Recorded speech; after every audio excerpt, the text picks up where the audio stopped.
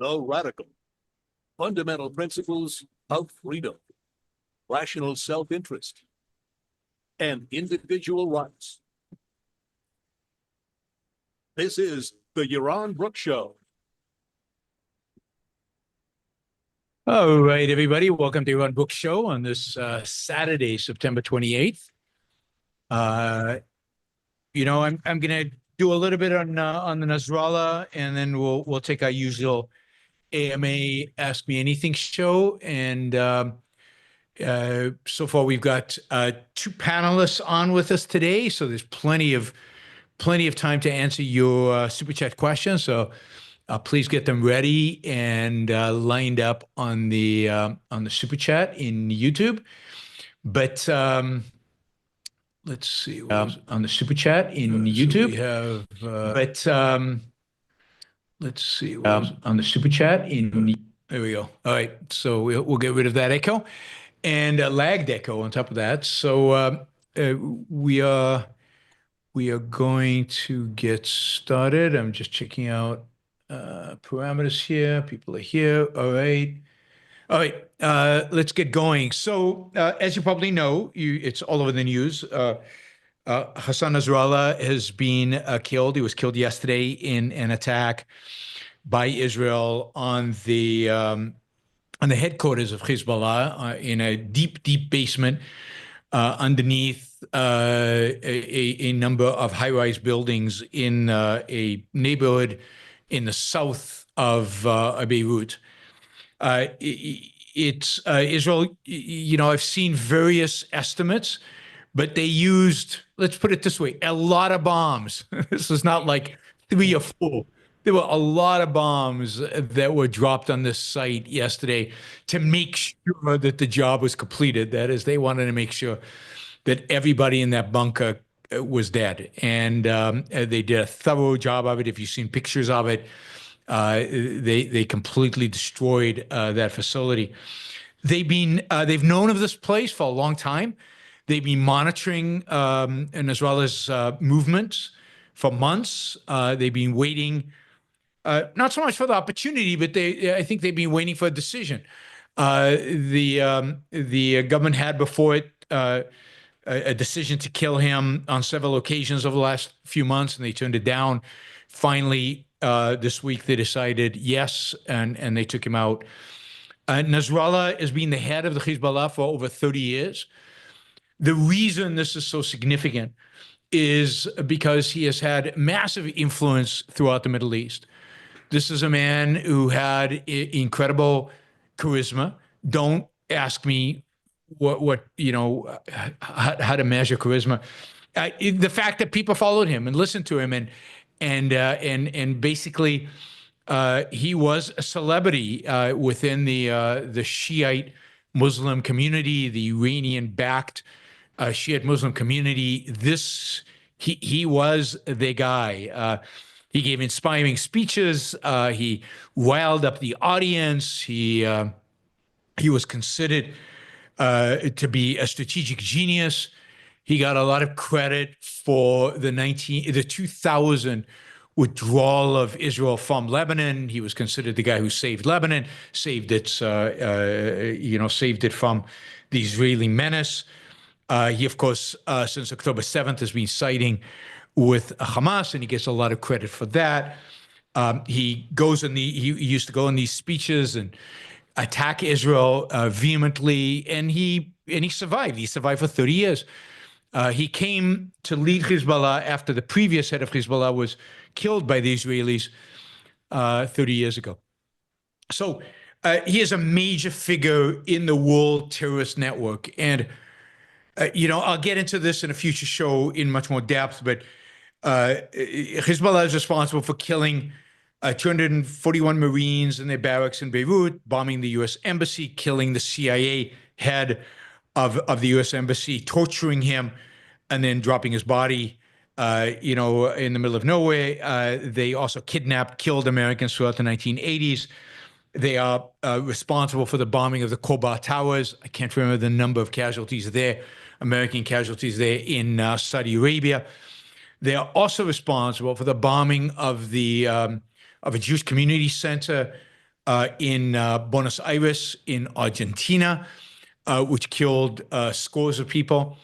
And that is just the terrorist attacks outside of Israel. They're responsible for hundreds of missiles, thousands of missiles into Israel, a variety of different attacks across the border and killing of Israelis. They have sustained a state of war with Israel for the last 30 plus years, really since in 1983 when they were founded. And they really were founded by an attack on an Israeli military base within Lebanon, and then a few days later attacking the American barracks, the Marine barracks, and the American embassy. The Hezbollah is recognized, not that it matters who recognizes them, but recognized as a terrorist organization by almost by most countries around the world. And it is interesting to see that there's almost no condolences being sent from any country, any political leader out there. Everybody knows what a monster he is. And this is a major blow to terrorism and terrorists around the world. It's also, and again, I'll get into more of this in a future show. Actually, the future show is going to be tomorrow. So tomorrow I'm going to dedicate a show to a lot of this. 2:00 tomorrow, we'll do a show on the Middle East, and if this is a turning point in the Middle East. But, this is, Israel has occasionally brought down a leader of a terrorist organization and has done so over the years. And, of course, took out Hania in Iran, the Hamas leader. Over the last 2 weeks, Israel basically has dismantled the entire leadership structure of Hezbollah in an unprecedented, never seen before set of actions, and displayed to the world, and certainly to the Muslim world, but to the world more broadly, how much more powerful the Israeli military is. And also, it is, in a sense, not that you can ever redeem yourself, but it's a sense of redemption from October 7th, the massive, unequivocal, failure of Israeli intelligence. God, the Israeli intelligence that's gone into the beepers, the walkie-talkies, the killing of every single person in the leadership position, knowing where they were to the minute, what car they were driving, what motorcycle they were on. It's just been stunning to watch. They must have who knows how many spies within the Hezbollah organization, many, but they're also obviously hooked into every communication that they're doing, and every aspect of their operation. They know Hezbollah inside out, and they've been a step or multiple steps ahead of Hezbollah. It turns out for years, given the beeper attack, and it's just the whole last 2 weeks have been stunning. The willingness of Israel to bomb the bunker of Nasrallah, in spite of the fact that they knew civilians would die, in spite of the fact that there were apartment buildings right above it, is maybe finally a strategic shift in the way Israel is fighting, and maybe some kind of indication to the world of what the West could do, if it put its mind to it. So I think it's really, really significant. Maybe not in and of itself, but if you add to it everything else that Israel has done over the last 2 weeks, and if you add to it who Nasrallah was and his importance within the kind of Islamist, Islamo-fascist, however you want to call it, movement, his significance is huge, and taking him out is huge, and it sends a clear message. Rumors are that the supreme leader of Iran has now gone into hiding. I assume with no beepers, no walkie-talkies, no phones anywhere close to him, somewhere deep in a bunker, maybe close to the nuclear facilities, who knows. But yeah, this is putting the fear of Allah into these people, and it's exactly the right strategy. More is needed. Again, more on that tomorrow. Anyway, tomorrow at 2 p.m., we'll talk about Israel's strategy vis-a-vis Lebanon and Hezbollah, and we will also talk about more broadly the Middle East and what we could do or what is likely to happen in the Middle East in the foreseeable future, given everything that's going on. We'll talk about Gaza. We'll talk about Lebanon, but we'll also talk about places like Saudi Arabia, UAE, and the rest of the Middle East. But it is tomorrow, 2 p.m. East Coast time, right here, same place as always. That'll be a full show, taking this into account. I'll tell you more about Nasrallah, his life story. We'll talk about who is likely to replace Nasrallah. Initial reports out of the attack yesterday had his number 2 killed as well, but it looks like he actually survived or wasn't with him. Of course, Hezbollah is a very, very large organization. This is not the end of it, unfortunately. It is likely that new leadership will arise. And indeed, the strategy, at the end of the day, the strategy cannot be just decapitation. Israel's done that for years, and that has not solved the problem. It has to be more thorough. But Israel's giving indications, at least some indications, that this is they're on that path. We'll see. But if you want to party to celebrate Nasrallah's death, that will be we will do that tomorrow and go into a lot more depth and a lot more. I did put Nasrallah is dead at the top of the title for today's show as clickbait. I'm entitled to clickbait once in a while. I don't do a lot of clickbait, but once in a while we need to do that. Adam says Israel just killed the guy who was supposed to replace Nasrallah. That is great if that is indeed the case. I don't doubt Adam, but fog of war and all of that. I have my sources. I can check to see what they are saying. Sources I haven't seen in a little bit, but yeah, I wouldn't be surprised.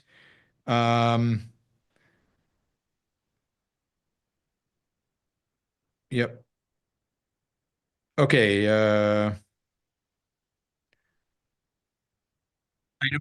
I don't see on my end verification that is the guy they killed. Doesn't mean it's not the case, right?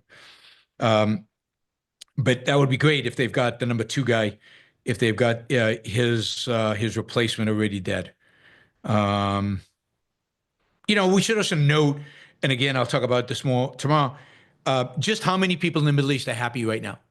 That is, we have massive celebrations in Syria. All the Syrian opposition groups that have been brutally treated by Hezbollah and attacked. Hezbollah was used as the Iranian agent vis-a-vis Syria.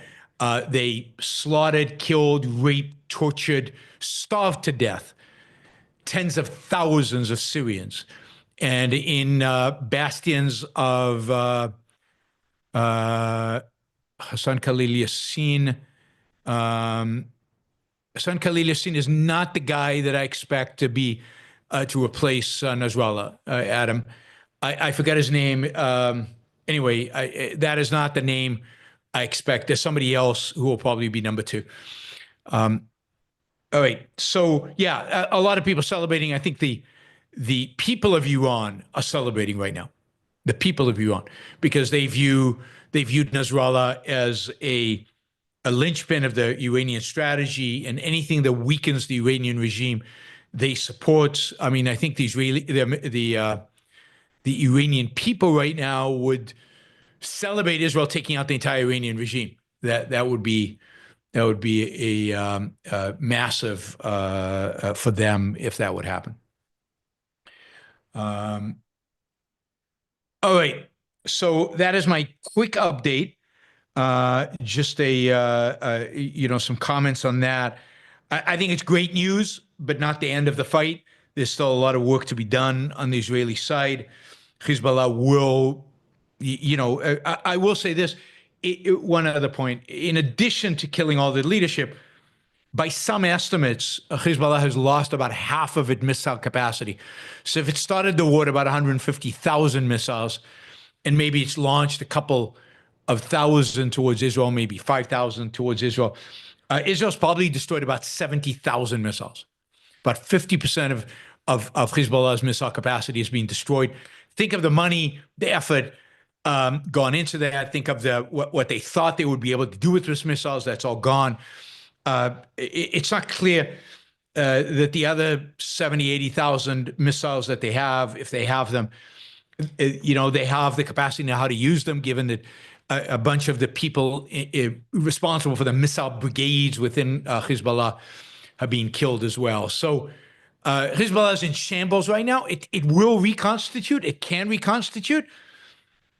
There's a chance it won't.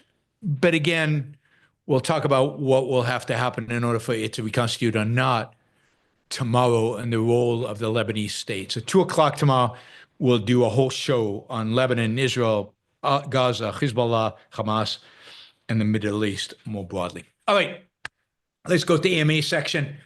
And we have a panel. We're going to start with, let's see, we've got let's see, how do we do this? Yeah. We'll start with, and we'll take questions from the panelists, and then I'll take questions from the super chat. $20 questions will be answered first. $20 more questions will be answered first, and then we'll go to the other questions. So feel free to ask questions. And we will start with Dan. Do you have any question? Oh, you're muted. Muted. Oh, can you hear me now? Hear me now? Yep. I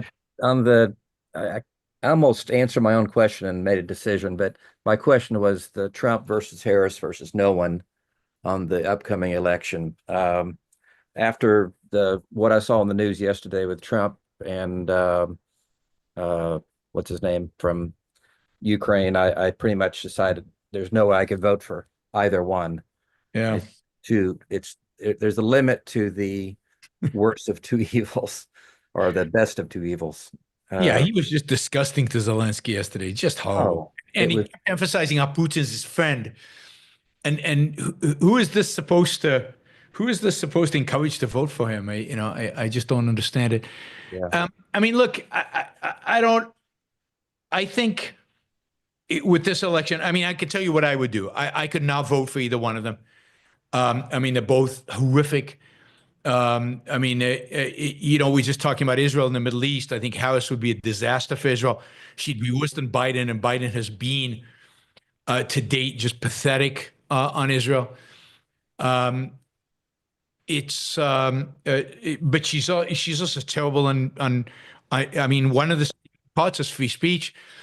But then again, everybody, I'm seeing a lot of people post, you got to vote for Trump because Harris has talked about shutting down Twitter and they're anti-free speech and all this stuff. And it's true, they are anti-free speech and they're terrible. But then Trump comes out with a statement the other day on Truth Network saying Google is criminally discriminating against me in favor of Harris. If you search Donald Trump, you get a lot of negative stories. If you search Kamala Harris, you get positive stories. This is illegal, and I will prosecute Google, right, for doing this. So he is anti-free speech. So it's just a hopeless election, a pox in both their houses.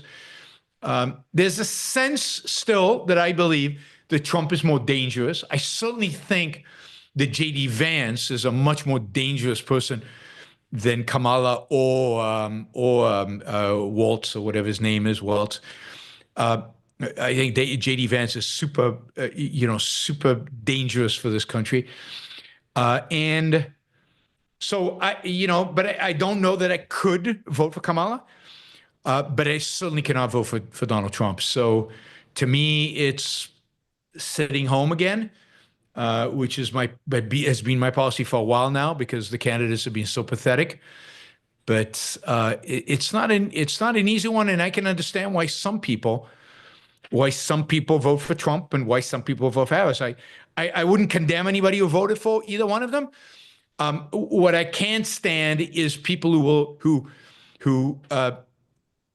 actually support them in a sense of argue for them, right? There's no argument for either one of them other than the other person is worse. It's the only argument I'm willing to accept. Any positive argument for either Trump or Harris I think is ridiculous. So I can understand why a person would vote either one of them for various reasons, but don't support them. Don't sanction them by justifying them and going through all the convoluted stuff about how wonderful Trump really is. I mean, Trump. The other thing about Trump is if Trump actually did what he said he would do, he would set the U.S. economy back. I don't know how much. People don't understand just how bad tariffs are. And not to mention he wants to cap interest rates and he wants to do all kinds of just absurd things that would there is no even semblance of a representative of markets in this election. They're both statists, economic statists through and through. Sorry. But, staying home saves you the trip. Or if you want to vote, I know you're in Texas, if you want to vote local elections. That's what I used to do. I go vote for the local elections where I thought it made a difference and my vote would make a difference, and ignored the presidential where my vote wouldn't make a difference anyway. And I can't stomach voting for these horrible, horrible human beings. Yeah, that's same conclusion I came to. Thanks, Dan. Thank you. Skylar. Yes, thank you, sir. Thank you, Doctor. In recognition of the upcoming anniversary of the attacks of October 7th, I remembered what I asked you in the late 20-teens. I asked you, what is the Israeli dream? And you said peace. And I was like, of course, that just makes sense. But also I asked you, what is the Israeli sense of life? If you don't recall exactly what you said, and if you just say whatever you feel right now, but what is the Israeli sense of life? Wow, I mean, it's a hard question to answer right now, given October 7th. Clearly, October 7th shattered a lot of the positivism and optimism and positivity that Israel had, I think, leading up to it. I think Israel was caught up in this idea that it was the startup nation, and there was just a lot of upside, and everything was really going their way. And while Hamas and Hezbollah were there, they seemed to be, little ants pricking at you. They didn't seem like they had any real capacity to inflict pain on Israel. And then October 7th happened, and Israel woke up. I mean, I think, if I want to capture the Israeli sense of life, post-October 7th is just, one of the things that I think everybody was astounded by in the fight in Gaza is here was a generation of kids, 18-year-olds to, 35-year-olds, 18-year-olds were drafted, and 35-year-olds were doing their reserve duty, fighting as part of a reserve.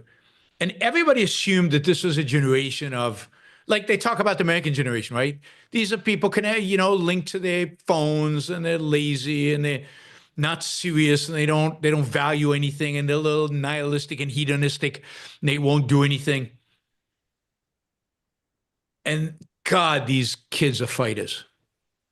They're fighters. And they went to Gaza and they gave it their best. And, I question many of the political decisions and maybe even some of the military decisions, but the capacity of Israeli youth to go out there and fight for their own defense, to fight for their families, to fight for their country, because it's their country and it's their lives as a consequence, is just being astounding. And I think a lot of people in Israel were surprised. And I'd say the Israeli sense of life right now is a kind of a, we will survive and we will fight and we will persevere. It's that attitude of we will not be broken. We will not be broken. We will survive this, and we will persevere. And I think that got a big boost the last 2 weeks with the Israeli successes in Lebanon. And I think if that if that attitude of fighting and perseverance sustains itself, then if you add that to the kind of the startup nation attitude, that optimism that might come back after war, I think the Israeli sense of life is very positive and very good. It's a get out of my way. I'm going to live my life. I'm going to do my thing. Don't interrupt. And I think that's expressing themselves in the fight that they have right now vis-a-vis Hamas and Hezbollah. And even if the political leadership is far less than it should be, the troops on the ground are pretty phenomenal. So I don't know how that syncs up with what I said in 2010. No, that's pretty much what it was. I don't remember exactly what it was. I don't remember what you said about the Israeli dream was peace. Yeah. I remember that part, but I couldn't remember the sense of life. But that was sufficient, sir. More than sufficient. Sounds good. Cool. Thanks. Thanks, Gala. Adam. Yes. The first classes graduating with the pragmatist philosophy of education from Columbia University went either to teach in the schools of education of other universities or in the very expensive private schools of the kind that Donald Trump attended. And I think we're having in Donald Trump a public display of what the disminding carried out by pragmatist anti-education has done. And now that so many Americans have been subjected to the same disminding, is there any hope for America? I don't know. I don't know. People have free will. Things can change. But it's very difficult. It's going to be very, very difficult to get back on a positive path in America. Partially, it's a big country. You might have pockets where things change, but how much impact will those pockets have?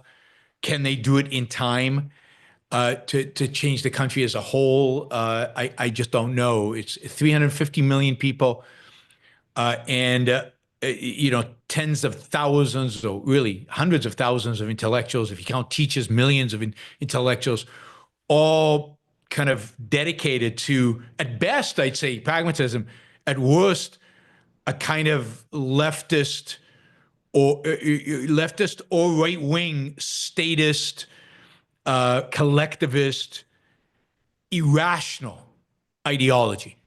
And it's just everywhere. It's on the left, it's on the right, and it's primarily among the intellectuals. The intellectuals are the worst. The better intellectuals have basically been marginalized. So I don't know. I don't know if there's still hope for America. You got to keep fighting, even no matter what. And I do see I'm hoping that there's a new generation of intellectuals that the objectivist movement produces that will be speaking up louder and louder and louder in the years to come. But is that going to be enough? I just don't know. And it's going to be very, very difficult because we're fighting against, overwhelming odds and a mature ideology in both pragmatism and various Kantian forms of collectivism and irrationality, that it's very difficult to see what our path to victory actually is. It's going to take a long time, and I just don't know if we have a long time. That's the problem. Do we have a long time, given the trajectory of this country? And one of the reasons I've always said, don't vote for Donald Trump, is because I think that Donald Trump accelerates the decline. I mean, Kamala's terrible, awful, horrible. But I just think she's normal, terrible, horrible. And whereas Donald Trump is unique and different and new, he's already done more damage than I think anybody could have imagined. Basically, there is no Republican Party today, not the Republican Party of even the mild support for capitalism that they used to have.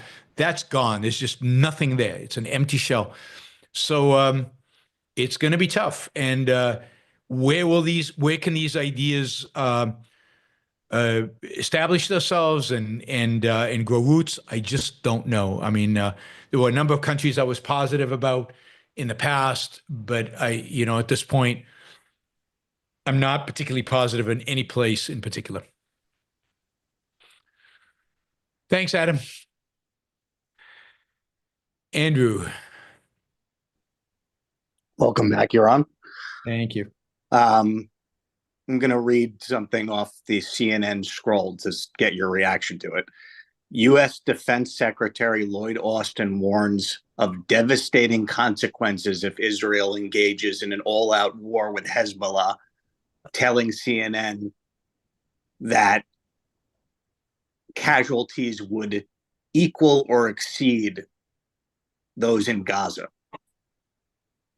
I don't know what he's talking about. I mean, these people are irrationally detached from reality in ways that it's just mind-boggling. First of all, Israel's engaged in a full-out war with Hezbollah. What do you call bombing Beirut now for 2 days and taking out the entire leadership of Hezbollah?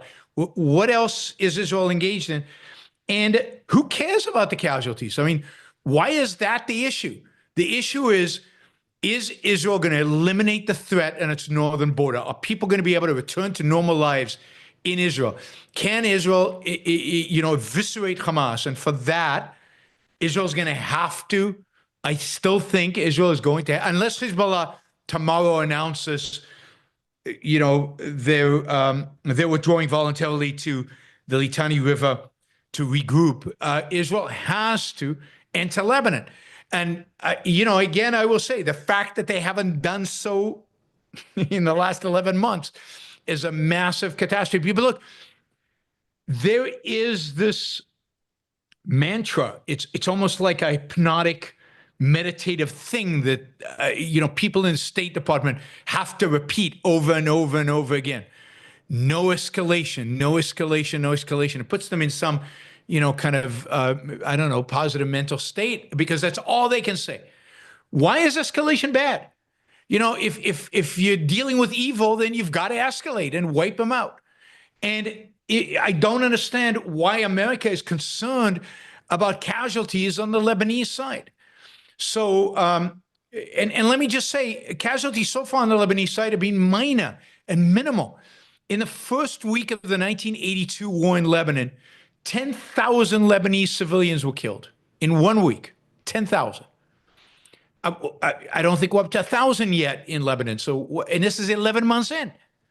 So it's just infuriating. These people are nihilistic, haters of the good, who want to just stand by and let the world burn, and all in the name of we don't want it to escalate. So they're willing to let the Iranians build the nuclear bomb. They're willing to let the Iranians reestablish their control after Israel's dismantled so much of it. This is the same administration. This is why I find it so difficult to vote for Kamala. This is the same administration that has allowed the Houthis to basically stop trade through the Suez Canal over the last 11 months. Because they're afraid of what? I mean, if they did what Israel's doing in Lebanon, if they did that in Yemen, it would be all over within days, hours. It's not that difficult to get the Houthis to stop. You just have to be committed to escalating. You've got to escalate. It's called war. This is not a backyard game of we don't want to escalate. I don't know. It's just unbelievably infuriating, maddening, and the reality is,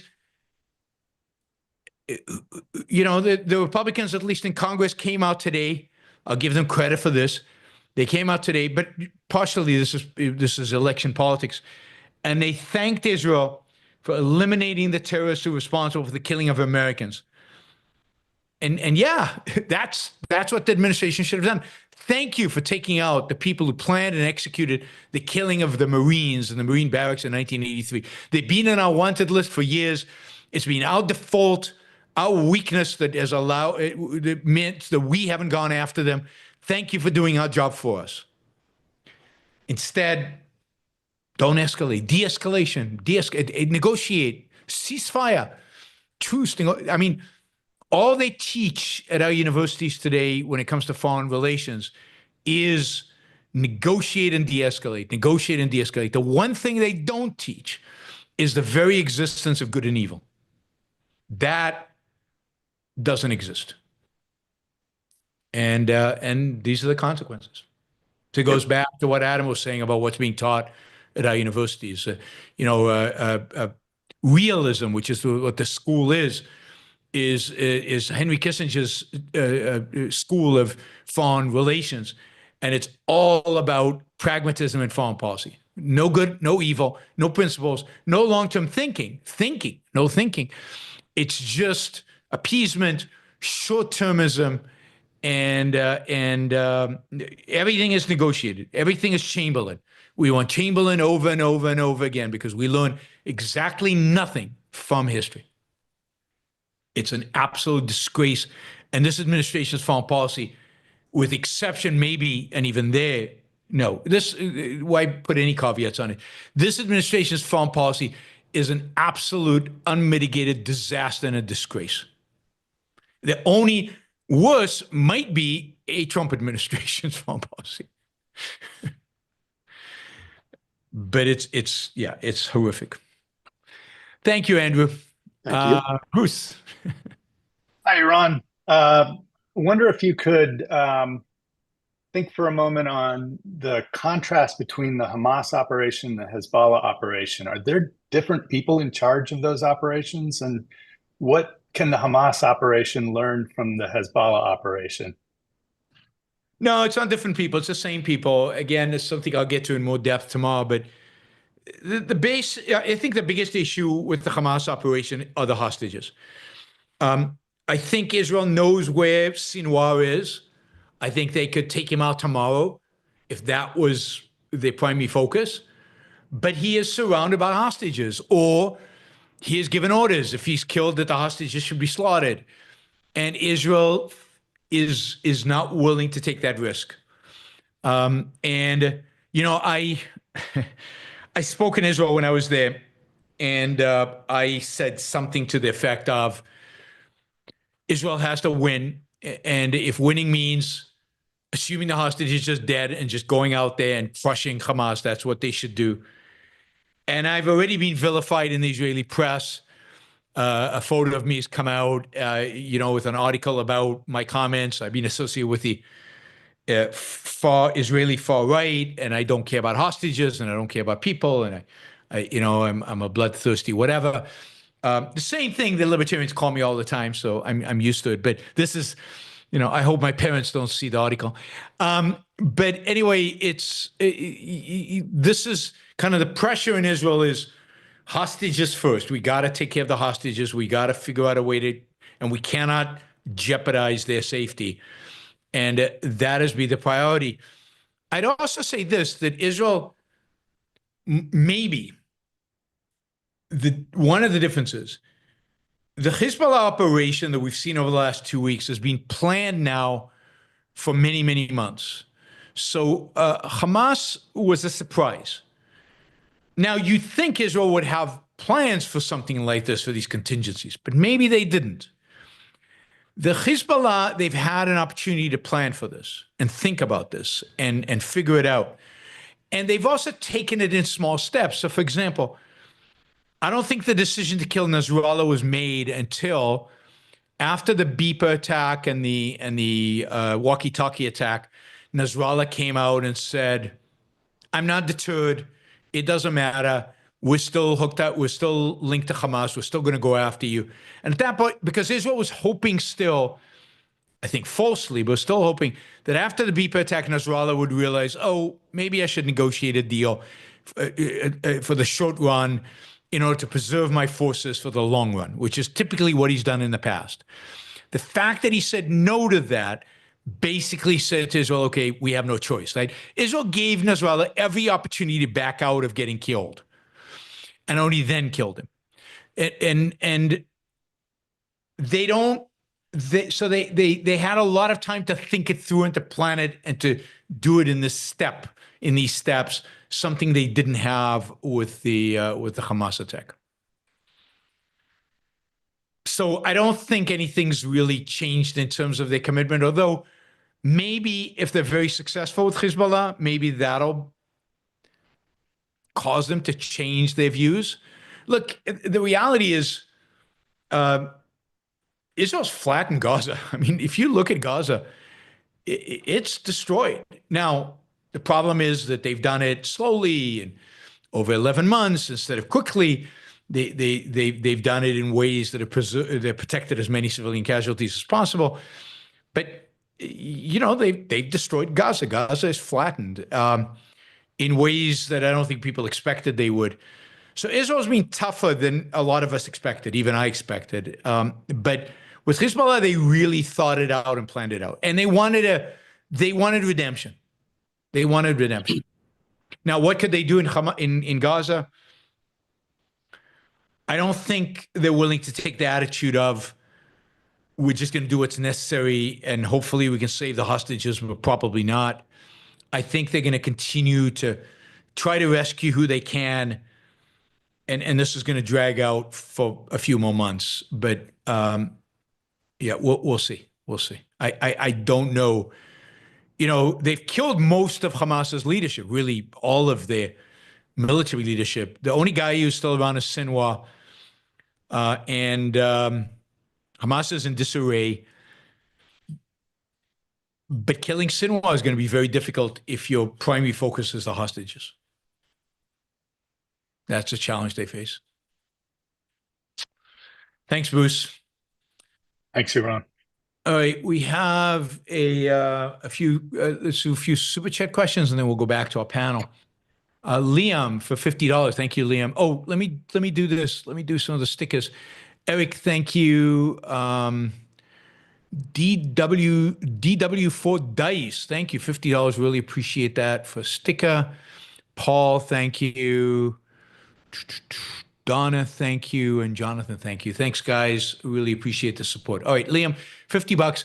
50 years ago, half the world was communist. Today, almost all those former communist countries collapsed into mixed economies. 50 years from now, mixed economies will be collapsing and converting to laissez-faire. Reason cannot be stopped. It's great that, you know, you guys, some of you guys can be that optimistic, or Liam can be that optimistic. That is good. But it's certainly not inevitable. Mixed economies could be collapsing back to communism. And mixed economies could be collapsing into statism, into greater statism. They clearly, I think 50 years from now, won't be as many mixed economies. They'll be heading in one direction or the other. And I'm not sure where the defenders of laissez-faire are that are going to move us in that direction. They seem to be weak, scattered, not clear voiced, and not principled. And they have no political power anywhere in the West. There's not a single country in the West that has, with exception of Argentina. Now, maybe Argentina is the bellwether and everybody will want to mimic Milei. That would be amazing if that happens. But the reality is that all the other countries in the West, every single one of them, are 100% committed to the mixed economy. And over time, since there's no real voices for laissez-faire, will gravitate towards greater and greater statism. And that's true across the board. Reason cannot be stopped in the very, very long run. But I don't know how long that is. In 50 years, hopefully you're right. But I just worry that you're not. That is that I don't see the mechanism by which it happens unless we get some kind of real boost to the number of people we can send out into the world to advocate for the morality that makes laissez-faire capitalism possible.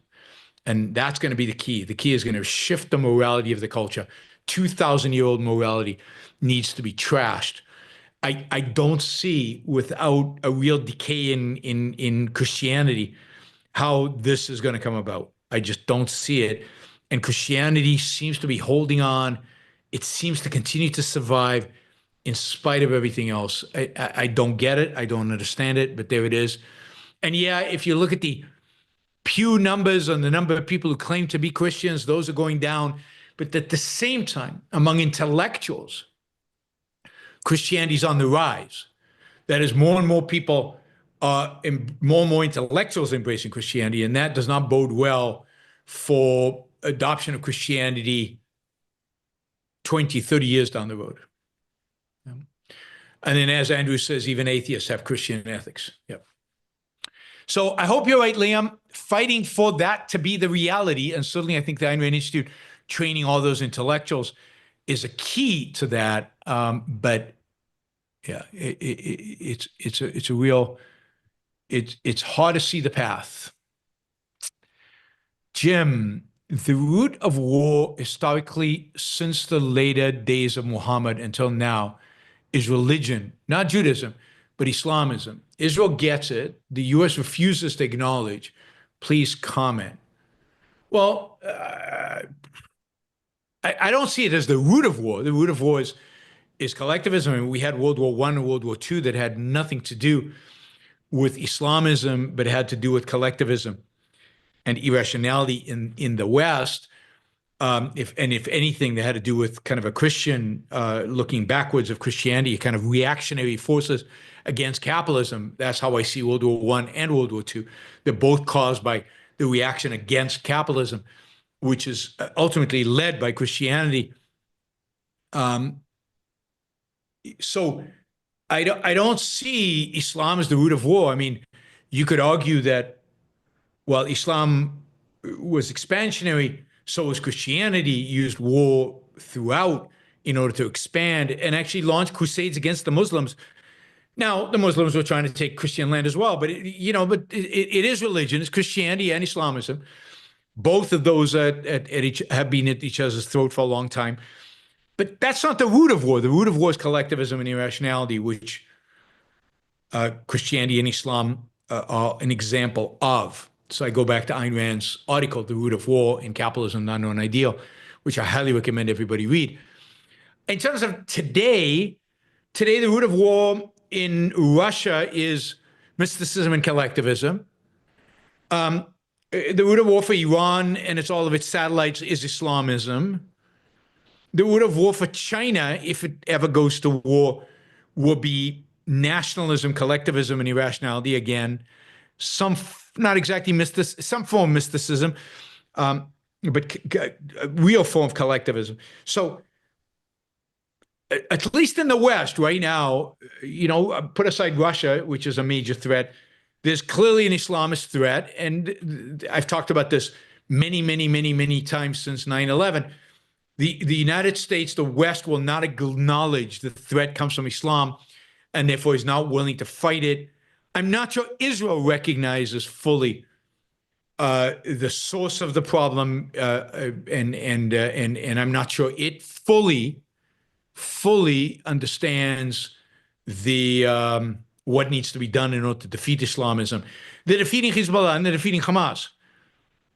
Until they're willing to take on Iran, in a sense, nothing will change. So I think the key is collectivism and irrationality. And that is the enemy, and that leads to war, always and everywhere. Always and everywhere. Andrew says Putin is waging war against Islamism. Not really. He's waging war against some Islamists and appeasing others, Iran. He's allied with Iran, which is the #1 Islamist promoter. Sorry, Yaron. I said sans Islamism. Oh, I see. Like without Islamism being a factor. Yeah. On the other hand, he probably is the one who actually got rid of ISIS in Syria and Iraq. So he wages war against some Islamists, but he's short term. And he has a lot with Islam is very difficult because a big portion of the Russian population is Islamic. So he's got real challenges. All right, not your average algorithm. Objectivism is an insight of such depth and importance. We're still exploring the implications. Yeah, and we're still trying to figure out how to convince everybody of this great insight and importance, because there are not enough of us, far too few of us. Philip, you mentioned you suspect there's lots of objectivist guitarists like myself. Could you further explain your thoughts on this? Thanks for all that you do, you rock. I don't really have any thoughts except that I know these guitar teachers in London. It's and really, really cool couple. They had a guitar school in London, and they've talked about this guitar conference in Chicago every year or something, where the guy who runs it is a big Ayn Rand fan. He's not an objectivist, but he's a fan. And there were a lot of people who attend this conference who happen to be, fans of Ayn Rand. I won't call them objectivists. It just, from my impression, from what they told me, it just seems that way, that there's something going on there. Now, what it is, how big it is, I don't know. I don't have any first-hand info. Maybe one day they'll invite me to this guitar conference and I get a first-hand information. Mary Eileen says, you cannot negotiate with terrorists ever. Full stop. Agree. Full stop. Yes. Bruce says, what conference? Chicago Guitar Hobbyist here. I'll find out next time I see them in London, right? I'll ask them what conference exactly, and I'll let you guys know. Because I don't know. All right, let's go back to our panelist. Dan, any additional questions? Sorry, caught me off guard there. You mentioned a few years ago you had some hope for some countries being more freedom-based and headed in a better direction, and you now say that you don't see that. Even Argentina or any other? Argentina's the only one, just because Milei, I think, is doing an amazing job over there, and we'll see, right? There's still a lot more to go, and we'll see how, and he seems to be popular. So maybe there's hope in Argentina for, Argentina. But, I was very hopeful for Brazil, and Brazil is taking a sharp turn both to the left and to kind of a nationalist, populist right. Chile took a turn to the left, and now it's taking a turn to the right, but its turn to the right is more conservative, populist, not Milei-like. Colombia seemed like a place that good things were happening, and the Colombian right just was pathetic in terms of doing the right kind of policies, and as a consequence, the left has risen there. I was optimistic about Eastern Europe, and it just seems like Eastern Europe has fallen into a lot of the same collectivistic traps, religion, rise of religion, and some collectivism. The economies are doing very well, particularly Poland, the Baltic states and the Czech Republic. All those countries' economies is doing phenomenally well. But it's not in the name of laissez-faire, and it's not in the name of individualism. There's still a real lack of real Enlightenment ideas. And I thought there were real free market movements in Eastern Europe, and they've all fizzled. They really have fizzled away. And they went the road of kind of populist. I saw that with, was it Václav Klaus, who was the president of Czech Republic, who was a real free marketer. And then he went into this whole thing, which was, again, use political power in order to force our enemy. So in order to impose our morality. So it was the left is evil. Our only focus needs to be on the left. To hell with free markets, right? Or to hell with individual freedom. So, and you saw that in America. You saw it among libertarians. You saw it everywhere. The Trumps and Bolsonaros of the world seem to have a lot more appeal to the common person than a kind of a laissez-faire agenda. And we still got a lot of work to do to kind of educate people on the other side. And the backlash right now in Europe is towards a semi-fascist, great authoritarianism state, so these right-wing political parties, populist political parties in the Netherlands and Germany and France gaining real power, and I think they will. There's only upside for them. I don't see them shrinking. I see them growing because the problems that they've identified and the solutions that they present are very appealing to the masses, and the intellectual opposition to them is very weak. And there's nothing on the laissez-faire side or on the capitalist side to oppose them. So it'll grow. Estonia, capitalist spices. Estonia is still interesting. Yeah, but it's not interesting in the laissez-faire sense. It's interesting in the sense it's a tiny little country with a tiny population that's done some pretty good things, and it has a fairly efficient government. And it is one of the countries out there with Poland and Lithuania and Latvia that really understand the threat that Russia poses. But there's no, again, big movement in Estonia to move towards more capitalism. It's just accepting a mixed economy. It's good enough. Life is pretty good. GDP per capita is growing. That's what matters. And there's no real movement for freedom. No. Now, maybe it's under the surface. Maybe it'll happen in these countries and spread elsewhere. Maybe what's his name, Milei, will inspire a whole new generation of politicians, and that'll really shake the world. I hope so. I will do what I can to support that happening, but I just don't know. I don't know. Thanks, you. Dad. Thanks. All right, Skylar. Yes, sir. I was wondering about this is very much a lighter tone. The anniversary of Whiplash is coming up next month. It'll be the 10th anniversary of that movie. Wow, 10 years that already. film. 10 years. I want to know who, if there was somebody, and they may not have been, but who was the metaphorical person who threw the chair at your head and, made sure you were trying to do something great rather than just good? In my head? So for me? Yes. Somebody threw the chair at you, metaphorically. Who whipped me?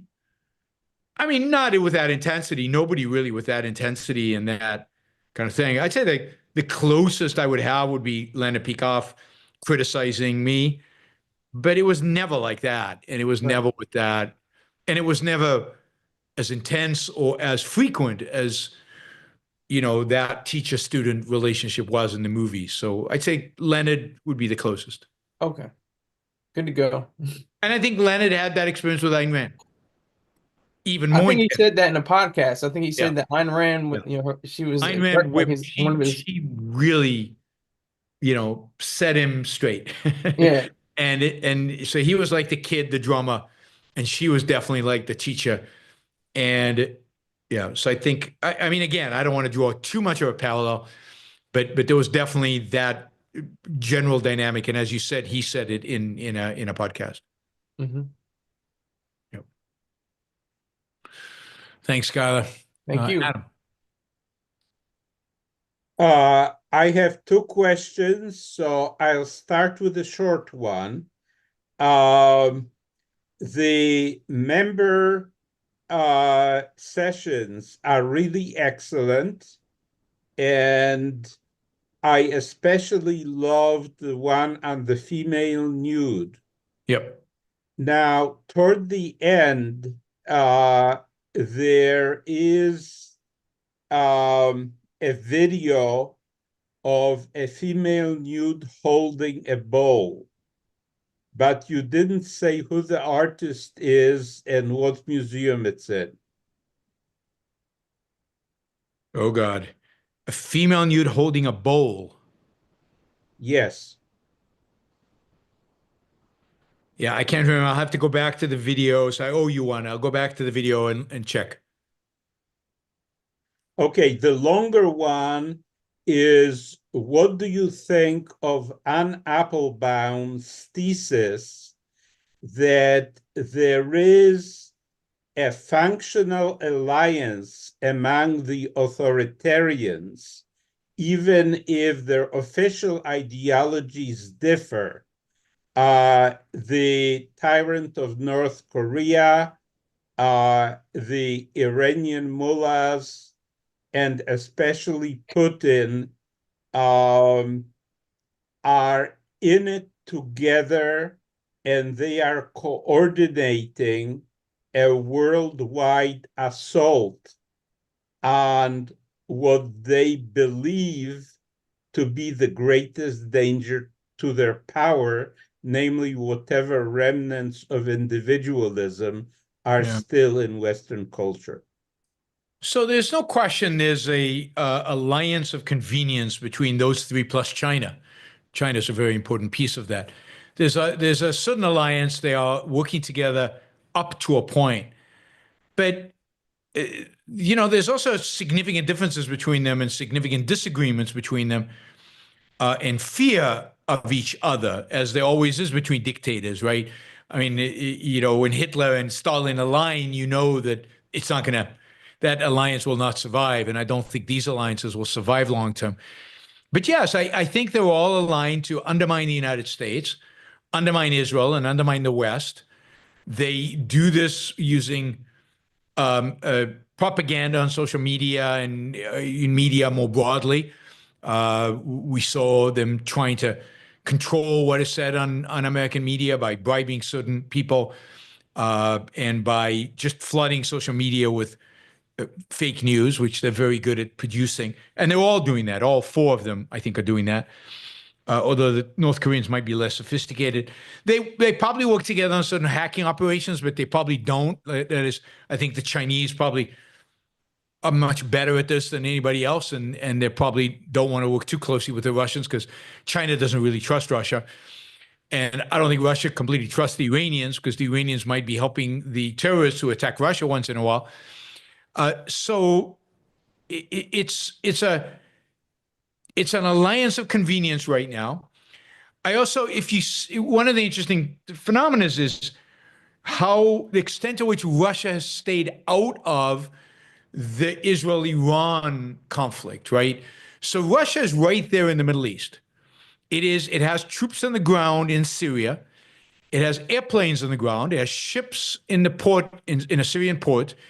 It has air defense systems in Syria. Israel flies wherever it wants. It bombs whatever it wants in Syria. The Russians do nothing, zero. They might be helping the Iranians, but not much. And they're staying out of it for a variety of reasons. So they're willing to support the Iranians up to a point.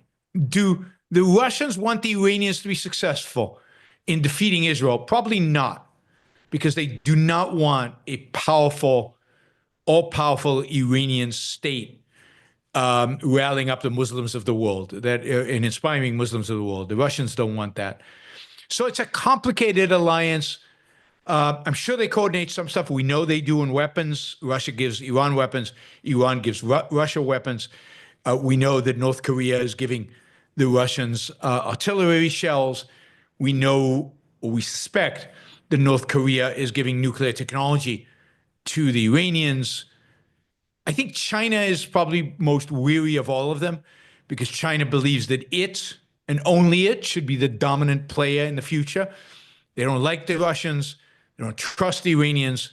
They don't trust the North Koreans. So it's one of these alliances between evil people that probably cannot last for very long, and they're always looking over their shoulders in suspicion at one another.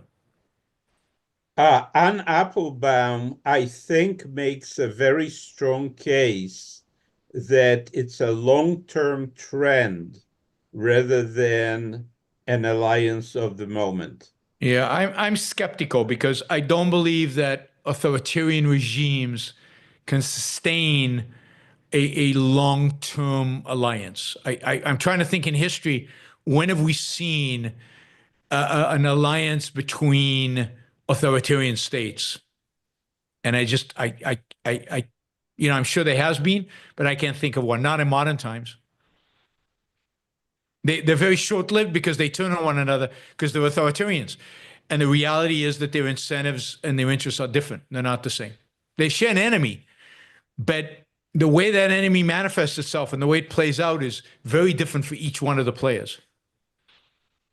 Is it possible that the Russians are staying out of confronting Israel because they know the bad quality of their most recent generation of weapons, which they're not even using in Ukraine, even though they sold it to their exports. I mean, I've hypothesized that that is one of the reasons. I don't know if it's the only reason or the primary reason, but I think it certainly is. It would be bad PR for them to have all their planes knocked down and their S-400 venerated system not actually work against F-35s.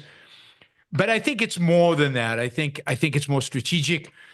They do not want the Islamists to be successful. There been terrorist attacks in Moscow. There been terrorist attacks. There's a real problem with the Muslims in South Russia, in the Caucasus, and other places. They don't want problems in Central Asia. They're competing for Central Asia with the Chinese. They're in competition with who have.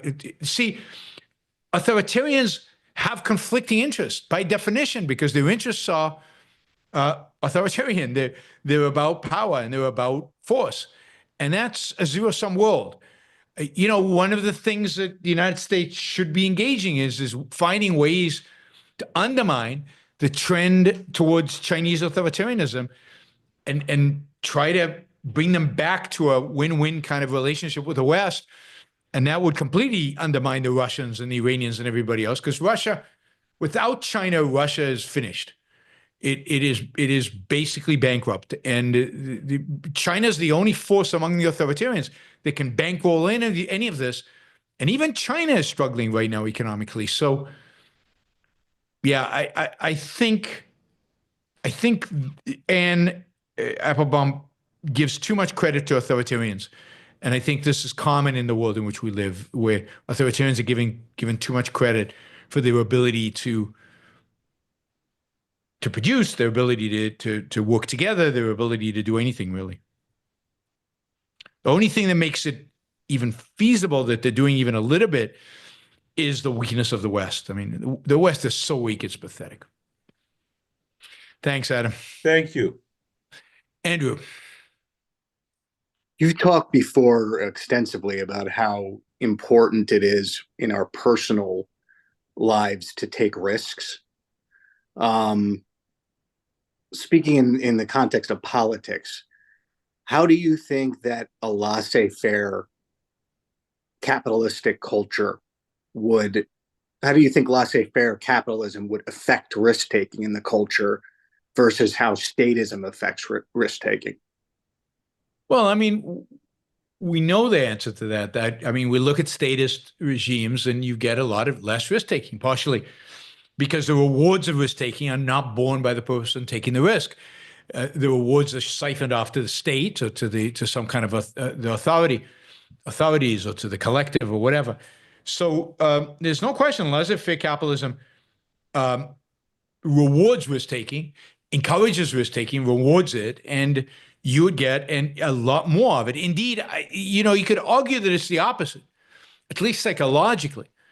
You will not get laissez-faire capitalism until we have a culture of risk takers.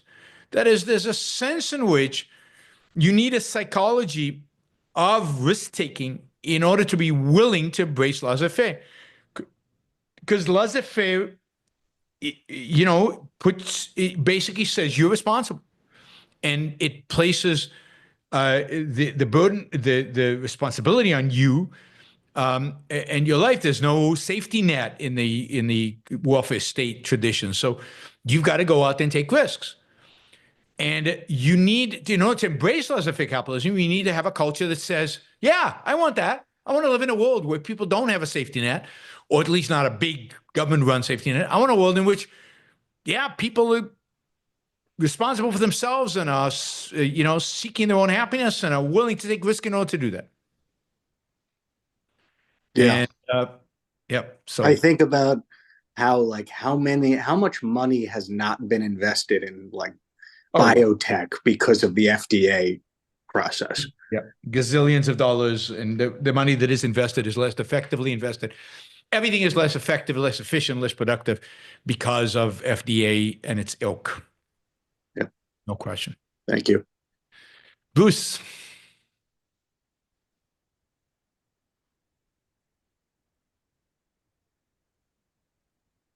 You're muted, Bruce. That explains. Okay, Yeah. sorry about that. ISW said a few days ago that the IDF had observed around 40,000 Iranian proxies on the border of the Golan Heights. What do you think the next steps are with respect to Iran directly? And how does this, assuming this is correct, how does this affect those plans? I mean, I don't know. 40,000 proxies, they don't have tanks. They don't have really artillery. They have these missiles that they can launch, but they really don't have artillery. I mean, it'll just be Israel will just slaughter them. It'll just be, shooting ducks and whatever. What do they call it? It's ridiculous. I mean, Israel on the Golan Heights right now, they're on the Lebanese border. It could easily move to the Golan Heights as tanks. Maybe it can't field 40,000, but it doesn't need to field 40,000 because it's got tanks and artillery.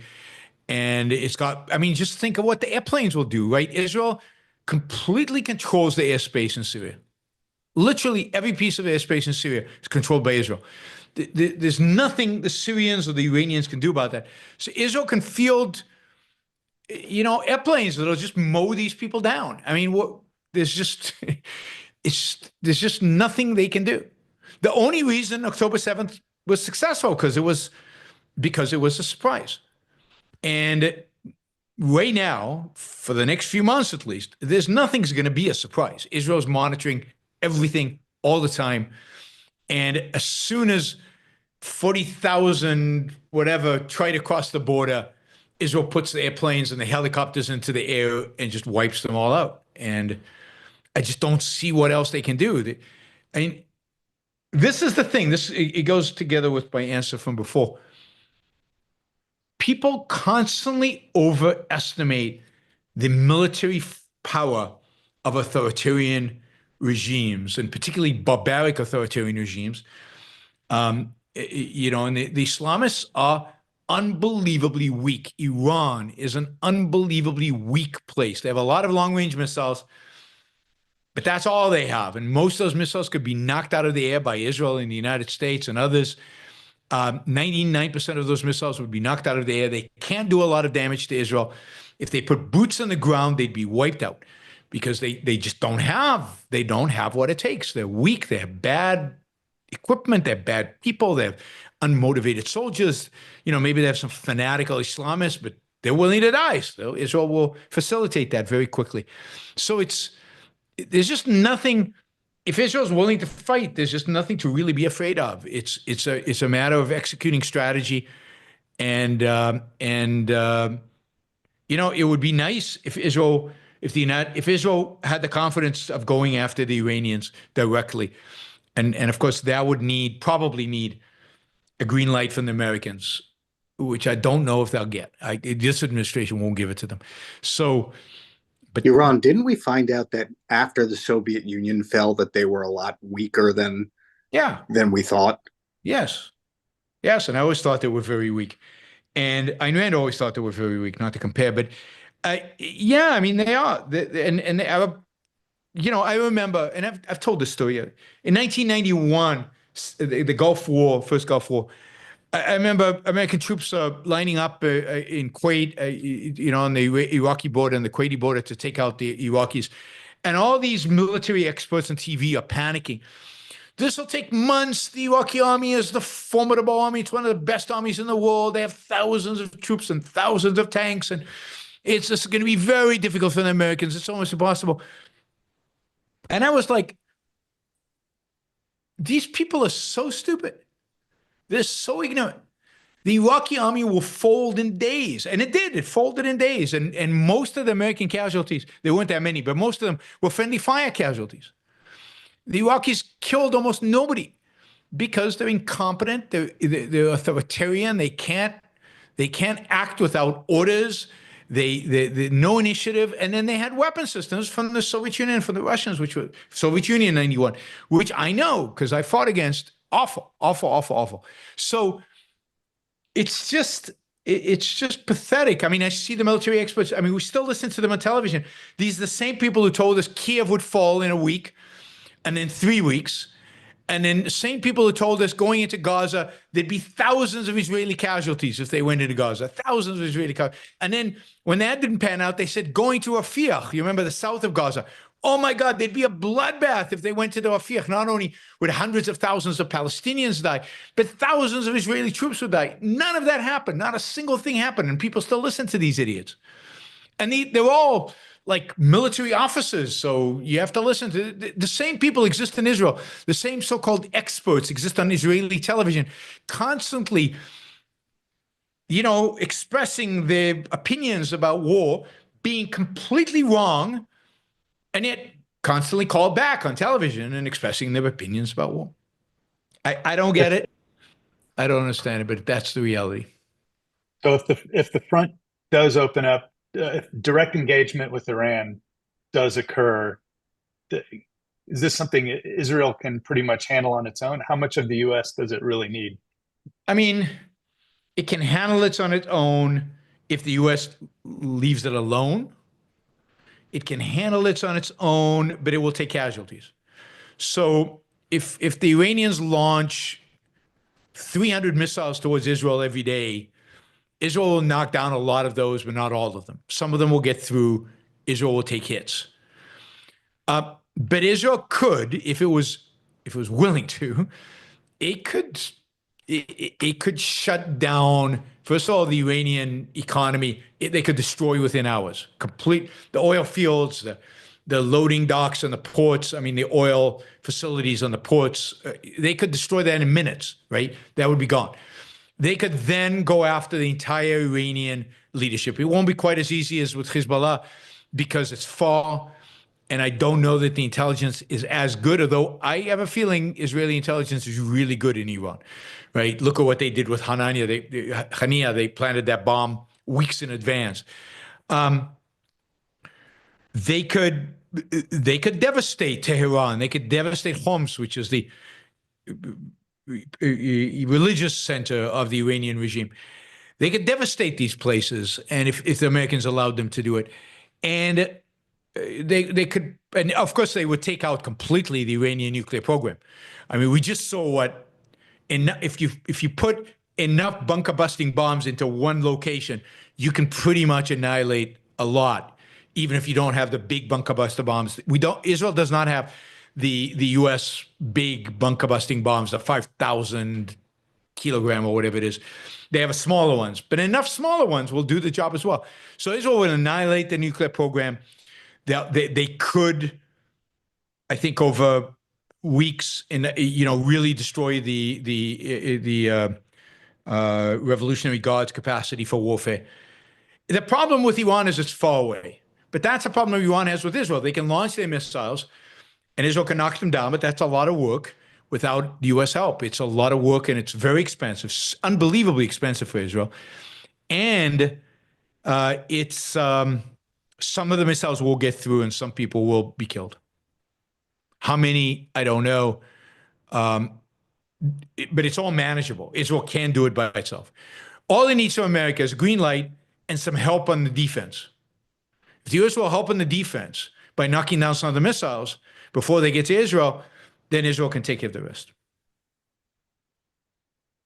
But, people have told me, oh, Israel can't handle Hamas and Hezbollah at the same time. Look, it's doing it right now.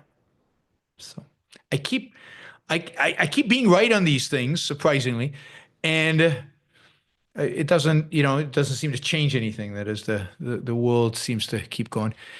Daniel says, my fear is that Iran is close to using a nuclear bomb. I mean, they don't have a nuclear bomb yet, so they're close to building a nuclear bomb. My sense is, and I don't know that this is true, my hope and my sense is that Israel has enough intelligence that if they believe that the Iranians are really close to developing a nuclear bomb, they will take out that program. They will go to Iran and take it out. And I think if that's the case and the intelligence is, robust, the Americans will support that. So I I'm not too worried about an Iranian anyway, anyway soon.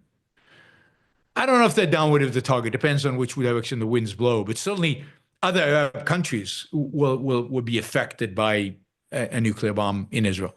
Israel's too small not to affect Jordan and potentially Lebanon and Egypt, maybe even Saudi Arabia. But then the Iranians don't care. Why would the Iranians care? All right, let's go to Super Chat, and then I think we might have time for one more round of panels, although I've got a lot of like $5, $10 Super Chats. We'll see how quickly we can get these. Clark says, do you feel like your hard work is paying off? I think it is. Well, it depends what you mean by paying off. Do I affect individual people? Do I change their lives? Yes, there's no question. In that sense, my work is paying off. Am I affecting the broader culture? If I am, it's so slow and so small that I'm not seeing it. So if you guys have anecdotes, all my talking about how to fight a war for 23 years, I've been talking about how one should fight a war since 9/11. I've written articles, I've given speeches, I've gone everywhere, everywhere. Has that had an impact? I don't think you can draw a direct line between me doing that and the bombing of Nasrallah. So I don't know. If it made an impact at the margin? Maybe. I don't know. But so I don't see the impact I've had on the culture. If anything, there were periods in which I spoke a lot to libertarian groups. They've only become worse, not better. There was a period in which I spoke to the Tea Party. They became worse, not better. Any attempt to go outside to big groups has been a disaster. On the other hand, individuals in those groups have become better, have discovered objectivism, have moved in the right direction. So, Andrew says you never know who's listening. That's true. And it could be that some Israeli general who is crucial in what's happening right now, let's say in Lebanon, actually heard one of my talks. Netanyahu, I sent him, he read my essay on moral defense of Israel. So, a long time ago, he sent me a note criticizing it a little bit with his book attached to it. So Netanyahu's read my articles. So he might have listened to some of my talks. Israel's a small country. I've given a lot of talks in Israel. Many people in positions of influence might have listened to my talks. People in the U.S., I know people in the former Trump administration, people in the Republican Party have listened to talks of mine. I don't know if it's had an impact. I just don't know. Maybe 20 years from now, we'll look back and say, yeah, this helped, but I can't see it. I can't see it today. But at the end of the day, it's one mind at a time. And if you measure it by one mind at a time, I've had a lot. Yeah. So my work is definitely, and I'll say it another way, part of the work that I'm doing and have done for 20 something years is help develop a new generation of intellectuals. And I think we're going to see real fruits of that in the next couple of decades. So in that sense, absolutely, it's made a huge difference. Daniel says Netanyahu has read John Lewis. Yeah, so John Lewis and his books, a lot of people in the American military and the Israeli military have read. John and I were friends and promoted one another's work post 9/11. And the work is having some impact, but primarily on individuals, not yet at a cultural level. I know it's probably not meant this way, Yaron, but also like the payoff is personal, isn't it? It's like, this is what you want to do. Yeah, in that sense, yes. But, you want to see success out there in the world, right? I mean, it would be very difficult to do this and be talking to the same people all the time, not have any sense of growth, not have any sense of changing some people's minds. I mean, the emails I get from you guys once in a while saying, hey, I'm new to this. I came because I saw you talk at that is what keeps this going, right? Because because that's what provides the motivation to keep going. But if there was nothing, if there was silence on the other end, and I had a feeling that I was only talking to the same people, and it wasn't growing, and it wasn't getting better, because I also think the views of the people who listen to me are better now than they were 10 years ago or 5 years ago. So, I have to have a sense in order to enjoy this, in order to enjoy doing what I do. I have a sense that I'm having an impact. But the question is at what level? And I think right now, the only level I can see having an impact is on individuals, and then on the future. So as Kathleen says here, planting seeds. I've definitely planted many, many seeds that are going to blossom in the future. But whether I'm around to see them, I don't know. But if I thought none of that was happening, couldn't do this. All right, John says, the IMF say the Russian economy is growing. Others suspect a coming bank collapse. Do you have any thoughts on the issue? Yeah, I mean, the economy of Russia is growing in GDP terms, nominal GDP terms, because the government is spending huge amounts of money, it's borrowing huge amounts of money, and spending huge amounts of money, and it's borrowing money from itself in order to fuel a consumption boom, primarily consuming weapon systems. That is not a healthy economy. That is not an economy where the standard of living and quality of life, which are the real measures of economic success, is growing.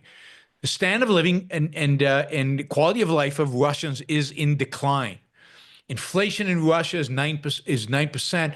Interest rates are something like 15%. You do not want to be running a business other than selling to the government or to the military-industrial complex in Russia right now. And you don't want to be a worker. Productivity is down. So the Russian economy, in terms of what really matters, which is not GDP or GDP per capita, but in terms of, let's see, what do you call it?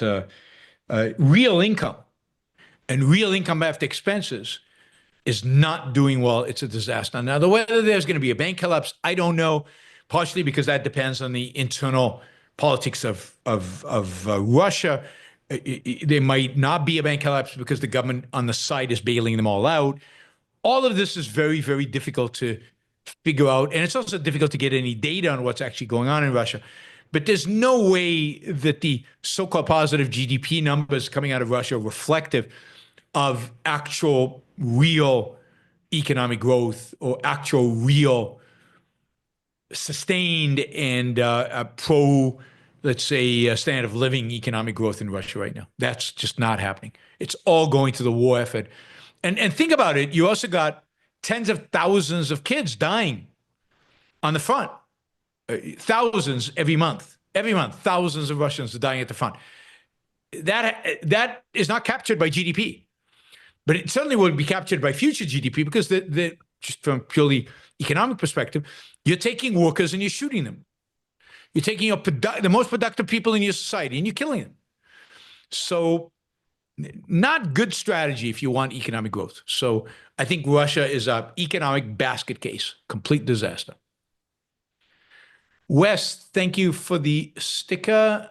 Let's see, did I miss anybody else? I think I've caught everybody. All right, let's see. Not your average algorithm says the biggest risk is not taking any.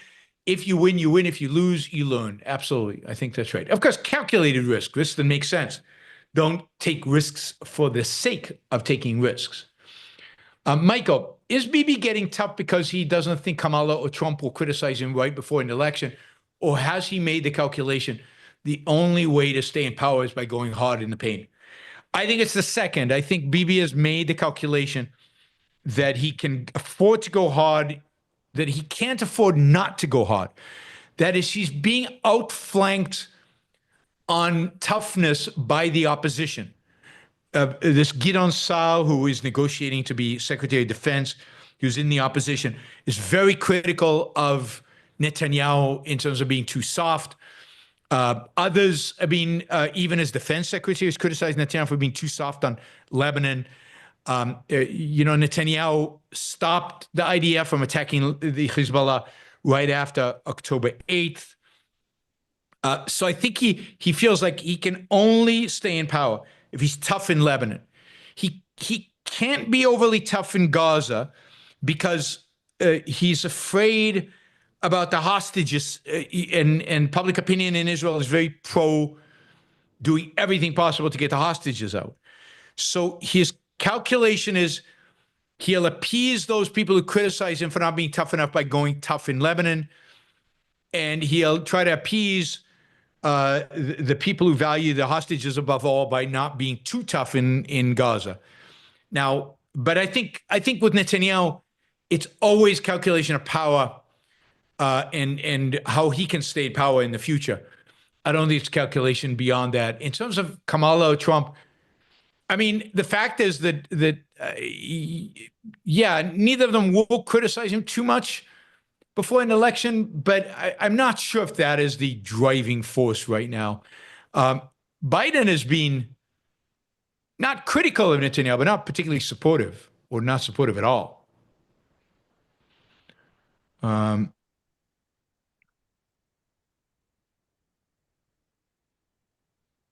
Bruce says, with reference to what I said about the Muslim proportion of Muslims in the Russian population, in 2022, it was 18%. Which is pretty big. Let's see. Not your average algorithm. If you're not willing to learn, no one can help you. If you're determined to learn, no one can stop you. I think that's true. Well, somebody can stop you. They can always put a bullet in your head. If I'm going to be dark and pessimistic. Okay. Liam says, over time, rationality does tend to prevail. Yeah, but it's not a straight line. It's not a straight line. It's a bumpy process, and those bumps can be big. Can be big. James, status policies aside, is homelessness simply not tolerated in Europe and Israel? Culturally, they just won't allow it. There's plenty of homelessness in Europe. I mean, I just spent 6 weeks basically living in Barcelona. There was plenty of homelessness in Barcelona. There were people camped out in the street. There's a lot of begging in Barcelona. A lot of people out there with their hand in your face asking for money. Now, it's a tourist city, so maybe that's why. But London is full of homeless people. Paris, full of homeless people. I mean, it's not as bad as San Francisco, but that's only because San Francisco, California generally has a unique set of issues that make homelessness particularly appealing in a sense. Where else is there homelessness in Israel? Probably, yeah, I don't know. And I don't think it's an issue of tolerating. Unfortunately, the West is very tolerant of people living in the streets. I think it has to do with alternatives. Are there cheap alternatives for people if they can't afford to live? So in Israel, yeah, it's very expensive to live in Tel Aviv, but there are other alternatives. Israel also has a very high employment rate. But you can live in far away from Tel Aviv, and it's pretty cheap. So, you'd have to really study the dynamics internationally of homelessness. So certainly the numbers are a lot lower. But that's partially because of particularly dynamics. I don't think it's an issue of toleration. Again, the Spanish, the British, the French seem to be quite tolerant of homelessness when it appears. I don't see them clear them out. There's also, yeah. So, yeah, you'd really have to study the phenomenon internationally, and I have not. Hopper, I think someone in Netanyahu's cabinet has been listening to your show and taking your advice. I mean, maybe. I don't think it's impossible. It's unlikely, but I don't think it's unlikely, but I don't think impossible. Hopper Campbell, are the Lebanese people standing up to Hezbollah? Not yet. Not yet. And until they do, I don't think there's an alternative for Israel to put ground troops, put boots on the ground. This is a Lebanese problem, and the Lebanese are going to have to fight it. And there's within the IDF, there's certainly people who believe that Israel should basically declare war on Lebanon, not on Hezbollah, and basically make Lebanon suffer the consequence of the Hezbollah's action and force them, in a sense, to take responsibility for the Hezbollah. And I think that's the right strategy. But will they execute on that? So far, I haven't. There's no evidence they will. Right? They're not going after economic institutions. They're not going after broader Lebanese interests. They're just going after Hezbollah. Timmy, this is a really great format. Thank you, Timmy. I appreciate it. Clark, is Bibi only ordering these aggressive airstrikes and assassinations in order to avoid a ground invasion, or is he setting the stage for an all-out invasion? I think he's trying to avoid the ground invasion as much as he can. So, but I think that at the end of the day, he might not have a choice, again, for the political reasons I mentioned earlier. He's being outflanked by people in his own coalition. He's been outflanked by the opposition with regard to toughness vis-a-vis Hezbollah. He might have to engage in a ground operation just in order to show his toughness in terms of his electability. So I think it's both in that sense. Not your average algorithm. If the mind emerges from physical operations of the brain, wouldn't consciousness operate like other physical systems? No, not necessarily. And I don't know what it means. Does life operate like other physical systems? It's not obvious to me how that is. You have life. It's a product of a physical system. But does it operate like other physical systems? No, it's very different than other physical systems. And life is a physical system. So I don't know what it means to say it operates like other physical systems. It's a unique physical system that operates in its unique way. Now, I don't know how consciousness operates in a sense of a mind and free will. I don't. So I just know it operates. I don't know how. Michael, are emotions not detached from reason? They are just a different function of survival. No, I mean, you're not born with emotions. Oh, you're born with basic emotions, but you're not born with the knowledge of how to emote to what. You learn that. You learn what a threat is, and therefore to feel fear, and you learn what isn't a threat, and therefore not to feel fear around it. So you're born with very, very basic pain-pleasure mechanisms, and maybe some very, very basic things that I don't think are emotions, are more like inclinations, sensations, and so on. Emotions are consequences of conclusions, consequences of reasoning, good reasoning or bad reasoning, but reasoning, using your mind. They are conclusions, and they are they are not just a function of survival. They are part of reason. They are the outcome of the reasoning process. Again, flawed or not flawed, right or wrong. The emotion is a consequence of whatever reasoning you do.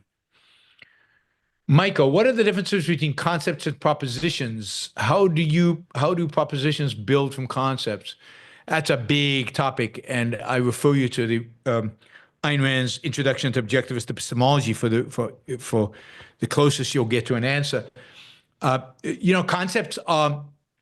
Propositions are statements that combine concepts. So they're built from concepts. Concept is just one thing. It's chair, love, and a proposition is a statement that includes those concepts. So how do propositions build from concepts? I don't know. I not my area of expertise, and I really don't have good answers to epistemological questions like that. Michael, because most people are unaware of objectivism, is their only response to egalitarianism some form of eugenics or fascist hierarchies? Yeah, I mean, but there is also kind of a classical liberal response that rejects egalitarianism in the name of ability, in the name of nature, in the name of just reality. So I don't think it's objectivism or fascism, right? I think there are other schools of thought out there. They might not be particularly consistent or particularly convincing, but they certainly are kind of the liberal schools of thought that reject egalitarianism but don't embrace objectivism. Michael, Alan Dershowitz criticized Israel for forcibly closing Al Jazeera for 45 days before the ground invasion. Was this a violation of freedom of the press? No, I mean, Al Jazeera is a vehicle of the enemy. You're under no obligation to let the enemy spew its propaganda when you are at war, and Israel is at war. So it would be like you couldn't have a Nazi newspaper in the United States during World War II. And it's not a violation of their right to free speech because they don't have such a right if we're at war with them. And I think the same is true of Al Jazeera. So Israel is should be under no, I think it should be fine for Israel to ban Al Jazeera during a war. And Israel is clearly at war. Al Jazeera is the Qatar-based newspaper, but basically it is a Hamas, Hezbollah mouthpiece. And Israel has no obligation to let them speak. Michael says, what was the Atlas Shrugged produced by Aristotle?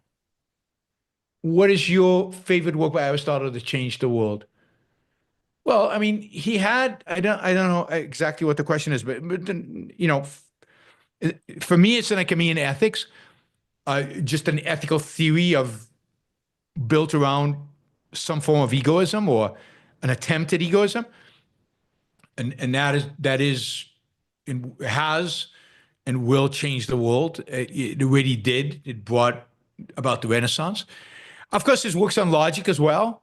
So it's hard to pick one work, but his philosophy is what changed the world. My favorite work is the Ethics, partially because I can understand it relative to the others, which are really hard to understand. Right. So, right. Michael, are you having your shoulder surgery done in Puerto Rico, Orange County? Puerto Rico. I think I found a guy who's really, really good. It should be fine. And it's outpatient. It's not inpatient. So I'm fairly comfortable of doing it in Puerto Rico. All right, let's do one more round. It's not rotated cuff. I've got a torn tendon. My tendon in my left shoulder is completely ripped off the bone. It's not connected. And they're going to have to put in a whole kind of screws, plastic screws with an infrastructure to kind of reconnect the muscle to the bone in my shoulder. So, and it's outpatient. Hopefully it doesn't take too long. But while he's in there, he'll also clean up some arthritic stuff, and hopefully I'll have an even better shoulder at the end of it than I had before. But it's going to take time to recover. It's going to be hard to travel. I'm going to have my shoulder in a sling. It's going to be a massive, unbelievable pain in the butt. So It was getting old. What's that? So it was getting old. It's just getting old and probably not recognizing getting old, so doing all the same things I did when I was young, when my body can't tolerate them anymore. So yes, I think that's right. All right, back to the panel. So Dan, you're up first. Back to the Russia question. Do we have any true or reasonable numbers on the actual casualties that Russia is incurring and how much that's weakened them? I mean, I think we do have some. We don't have accurate, but we have some good estimates. I think British intelligence and U.S. intelligence have estimates. The Ukrainians have some estimates. I think there's a ISW, which is an international something of war, study of war, has some estimates. I can't remember what the numbers are, but they're very significant. I mean, they're particularly if you add in all the injured, we're talking about hundreds of thousands. Out of a population of 100 million, still, so ISW is the Institute for the Study of War. So it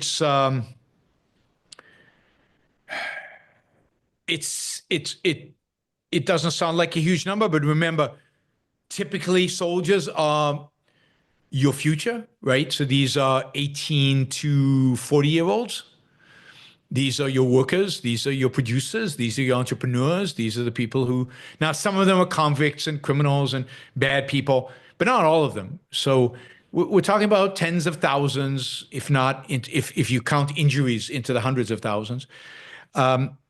It's having a real impact on I think the Russian economy, it will have an impact on it long term, and it's having an impact on the military. That is, they're losing a lot of troops, and Putin's just announced that he wants to increase the army by 180,000 troops, so they're going to have to enlist more people. They're having a hard time enlisting the people as it is. One of the things that is true, that they've got a disproportionate number of soldiers from the Caucasus and from the small states and from Eastern Russia. A lot of Muslims are fighting, for example. So poor people are enlisting because they're offering them a lot of money to sign up. And those are the people who are primarily being killed. And he is protecting from the draft. He's protecting from the draft the kids of the oligarchs and the kind of the upper middle class and the wealthy in Russia. They're being protected. But it's taking out productive capacity from the Russian economy. There's no question. Could it lead to regime change because of the impact and losses? Russia is such Ayn Rand said this, is such an authoritarian, mystical culture that it's just hard to believe that they will rise up against Putin. They're just willing to roll with it. They're a culture that's used to suffering. They relish it. You get that in Tolstoy. They just enjoy this. They just accept suffering. That's the state of the world. That's the way it is. Our kids are dying. So what? We'll just keep going. Putin's our leader. God help Putin. God save Putin. Whatever. That's it. It's not a mentality of freedom. It's not a mentality, we'll replace him with something better. There's some of that. Yaron, when you say they're a mystical culture, what's that? When you say they're a mystical culture, do you mean it in the traditional religious sense or in another sense? In another sense, I think they're super superstitious. They're also religious. They take their Christian orthodoxy seriously. But in a broader sense, they're mystical. They're not reality oriented. They're a lot of logic and reason oriented. And sadly, that has been Russian history. And the better people, and there were a lot of good people in Russia, the better people have all left. And you've got a massive outmigration from Russia over the last 30 years. As soon as the wall came down and they could leave, millions and millions and millions left. And then when this war started, hundreds of thousands left to anyway. The brain drain that Russia has experienced is unbelievable. So I'm not particularly optimistic about Russia's future from any perspective. Thanks, Dan. Skylar. Yes, this is really a matter of semantics, but I always just kind of irritates me a little, somewhat, not to a critical degree, just a little bit. Why do you think people use modifiers like rugged individualism and corporate capitalism or compassionate capitalism or constructive capitalism when in that regard, laissez-faire should be the only modifier for that term? Well, you don't even need the laissez-faire modifier because all there is capitalism. It is laissez-faire. That's what capitalism means. I think because they're afraid of the consequences of the term itself.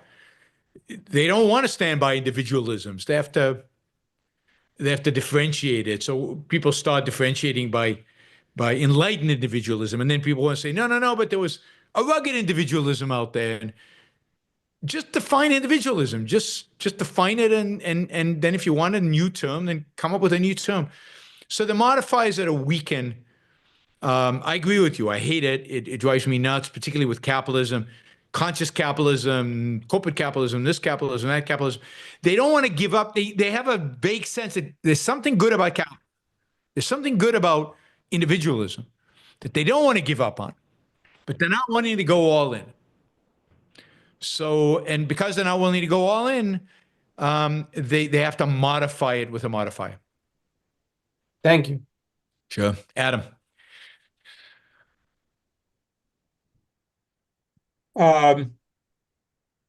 How long is it going to be before stock prices stabilize? For the moment, things are so unstable that I've put most of my Roth IRA into a money fund because I just can't predict anything. How long do you think it's going to be before there is some stability in the market? Never. I mean, not in my lifetime, not in yours. I mean, there's just not going to be stability because we live in a crazy world, which is run by unprincipled idiots, and it's completely unpredictable. You know, a lot of money probably is sitting on the sideline right now trying to figure out whether Trump or, Kamala will win. If Trump wins, my guess is stock prices will go up in the short run. But then what? And if he really imposes 10% tariffs, the stock market will tumble. Look, and the stock market's doing well right now. This year has been a phenomenal year for the stock market. It's been really, really good. Last year was a good year for the stock market. So I can't predict these things. And in terms of stability, I just don't see where you get the stability from because there's massive uncertainty in the world, both on a geopolitical stage, but also in terms of inside the United States, what our politicians are going to do tomorrow, who the Justice Department is going to sue for antitrust violations. The stock market would be crazy to be stable. So, because this uncertainty is what leads to volatility.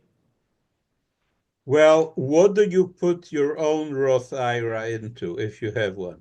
All my money's basically in the stock market. Thank I'm you. rating the volatility. What else am I going to do? I mean, I can't.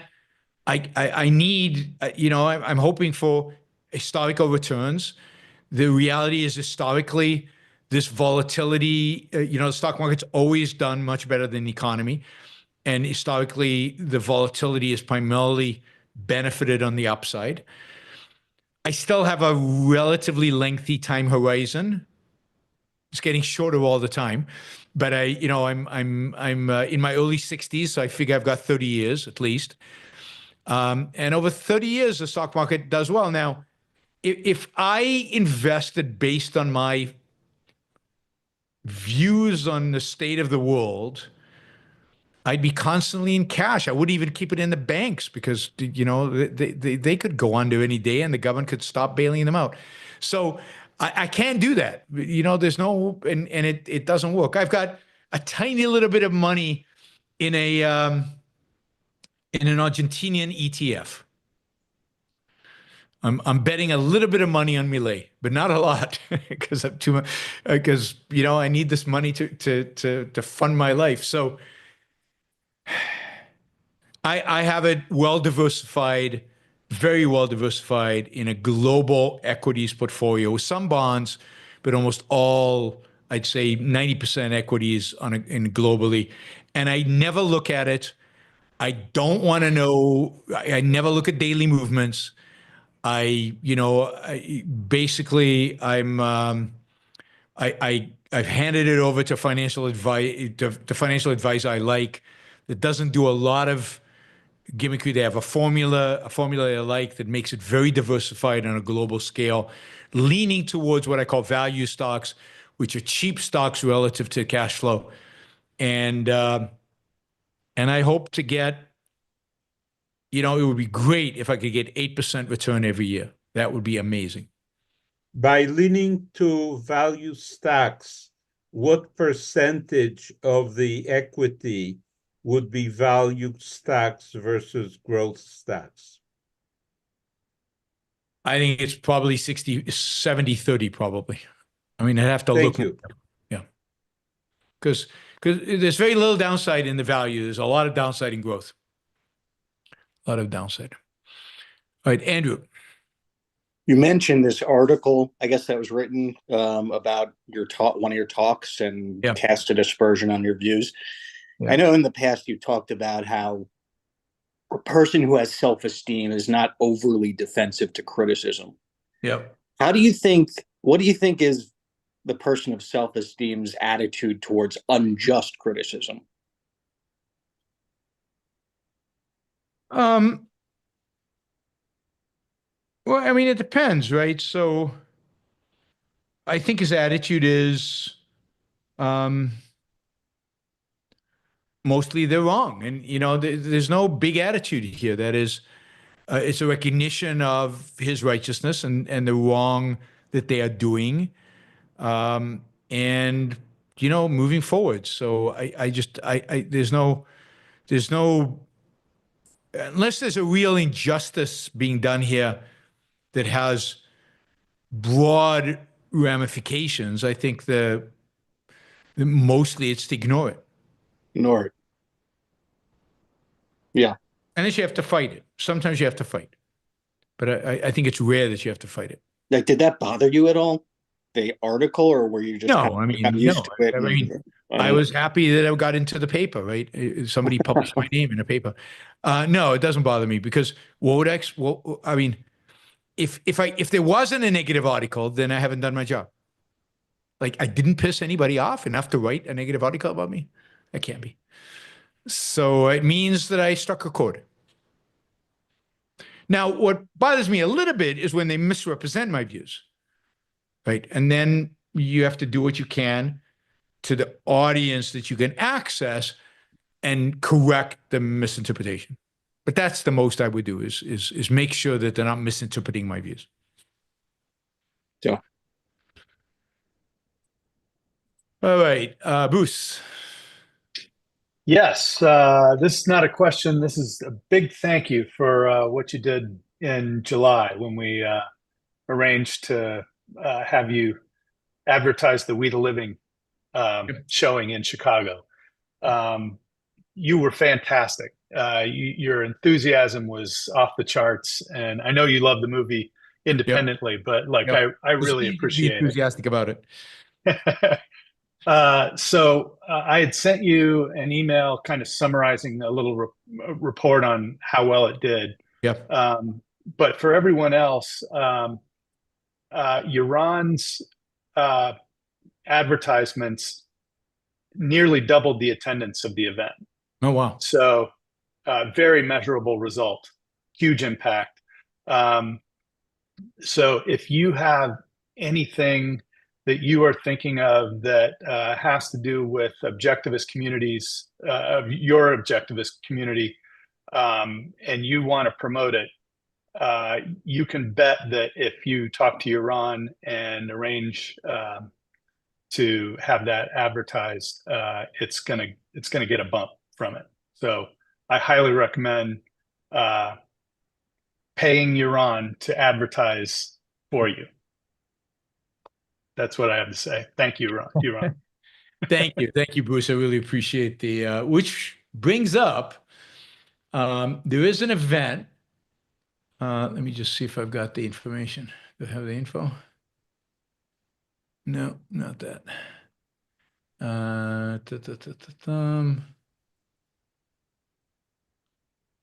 All right, I'm not ready yet to advertise, I guess. We will be, there's going to be an event on November 7th in, there it is. Right, November 7th.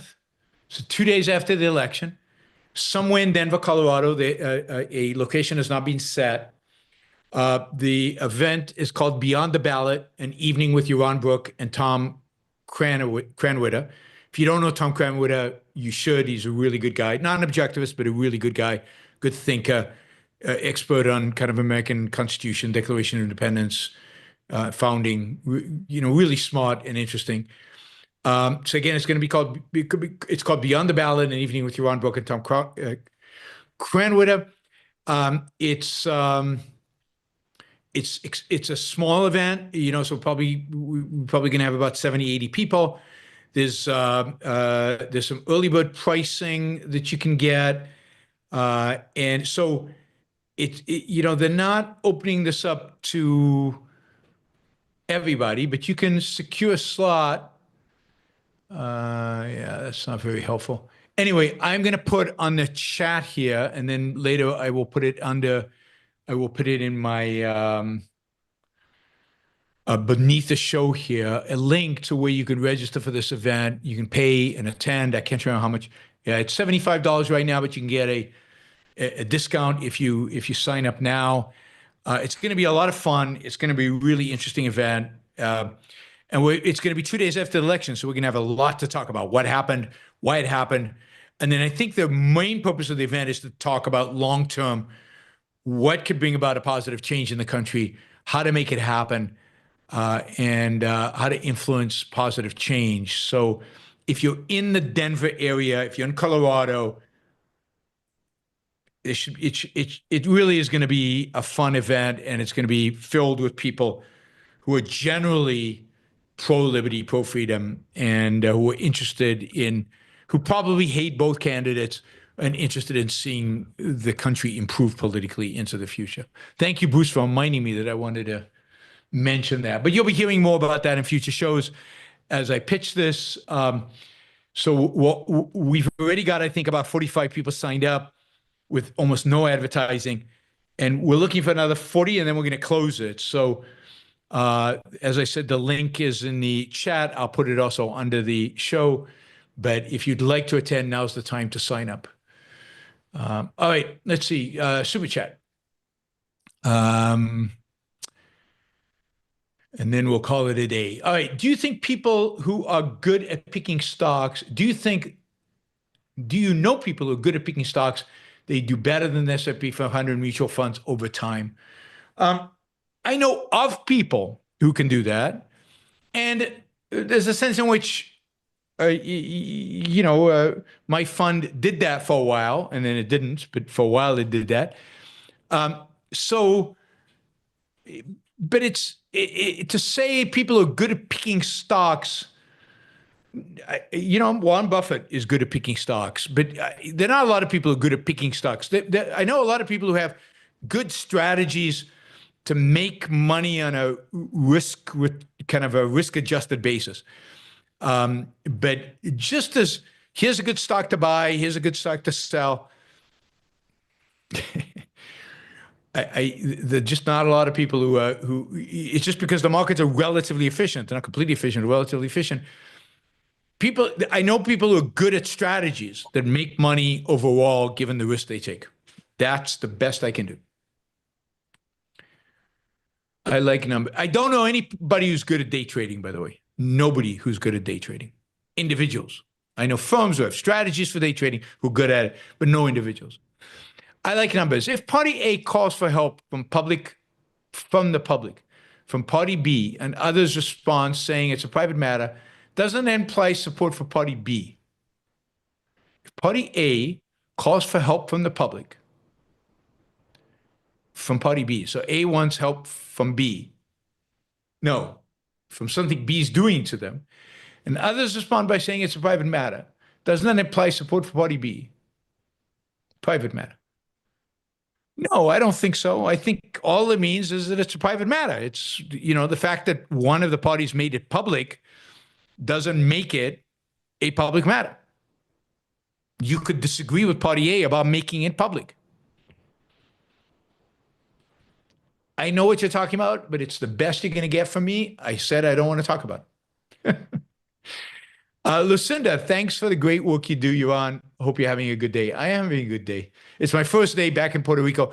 So jet lag is going to kick in about an hour, because I think I woke up this morning at like 4 a.m. or something. But so far so good. And yeah, I'm looking for, I'm super busy. That's the main thing for the next couple of weeks until I get the surgery out of the way and back to normal. Did the experiment go well, Yaron, overall? You kind of referenced this going and living in another country. I enjoyed living in Barcelona for 6 weeks, very much so. It was a lot of fun. It's a good city. I don't know that I would enjoy it in every city, but Barcelona is the kind of city where you can walk not everywhere, but you can walk in all the places you want to go to. You can also easily take a taxi. There's also public transportation. It's not bad. But there is, it also wasn't expensive, although we ate at some expensive restaurants, but it wasn't that expensive. We did rent a very small place. So one of my lessons is don't rent a very small place if you want to do shows in the middle of the night and your wife wants to go to sleep.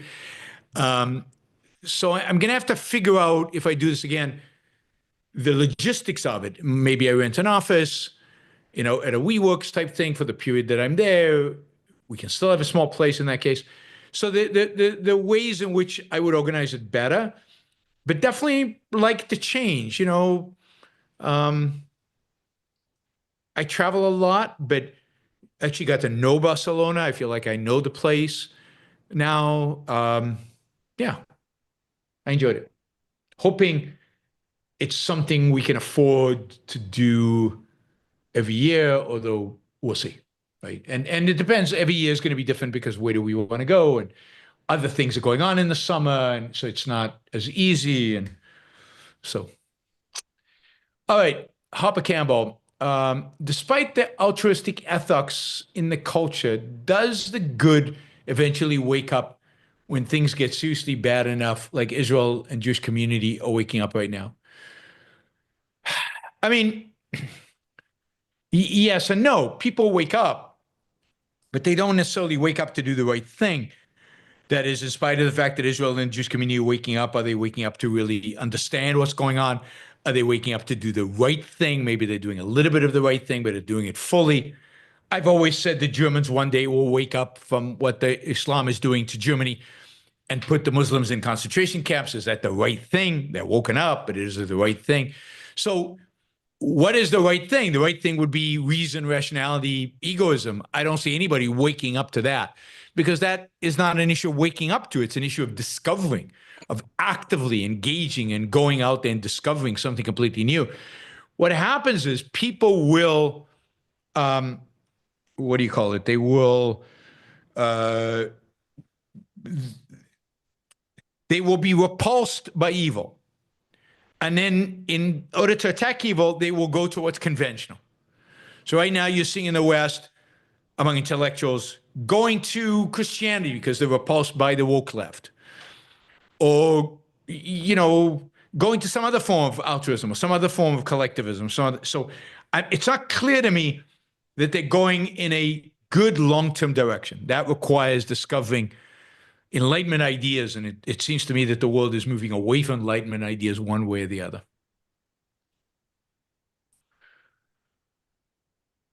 Let's see. Thank you, Harper. James, to claim that objectivism is wrong requires that reality is not real.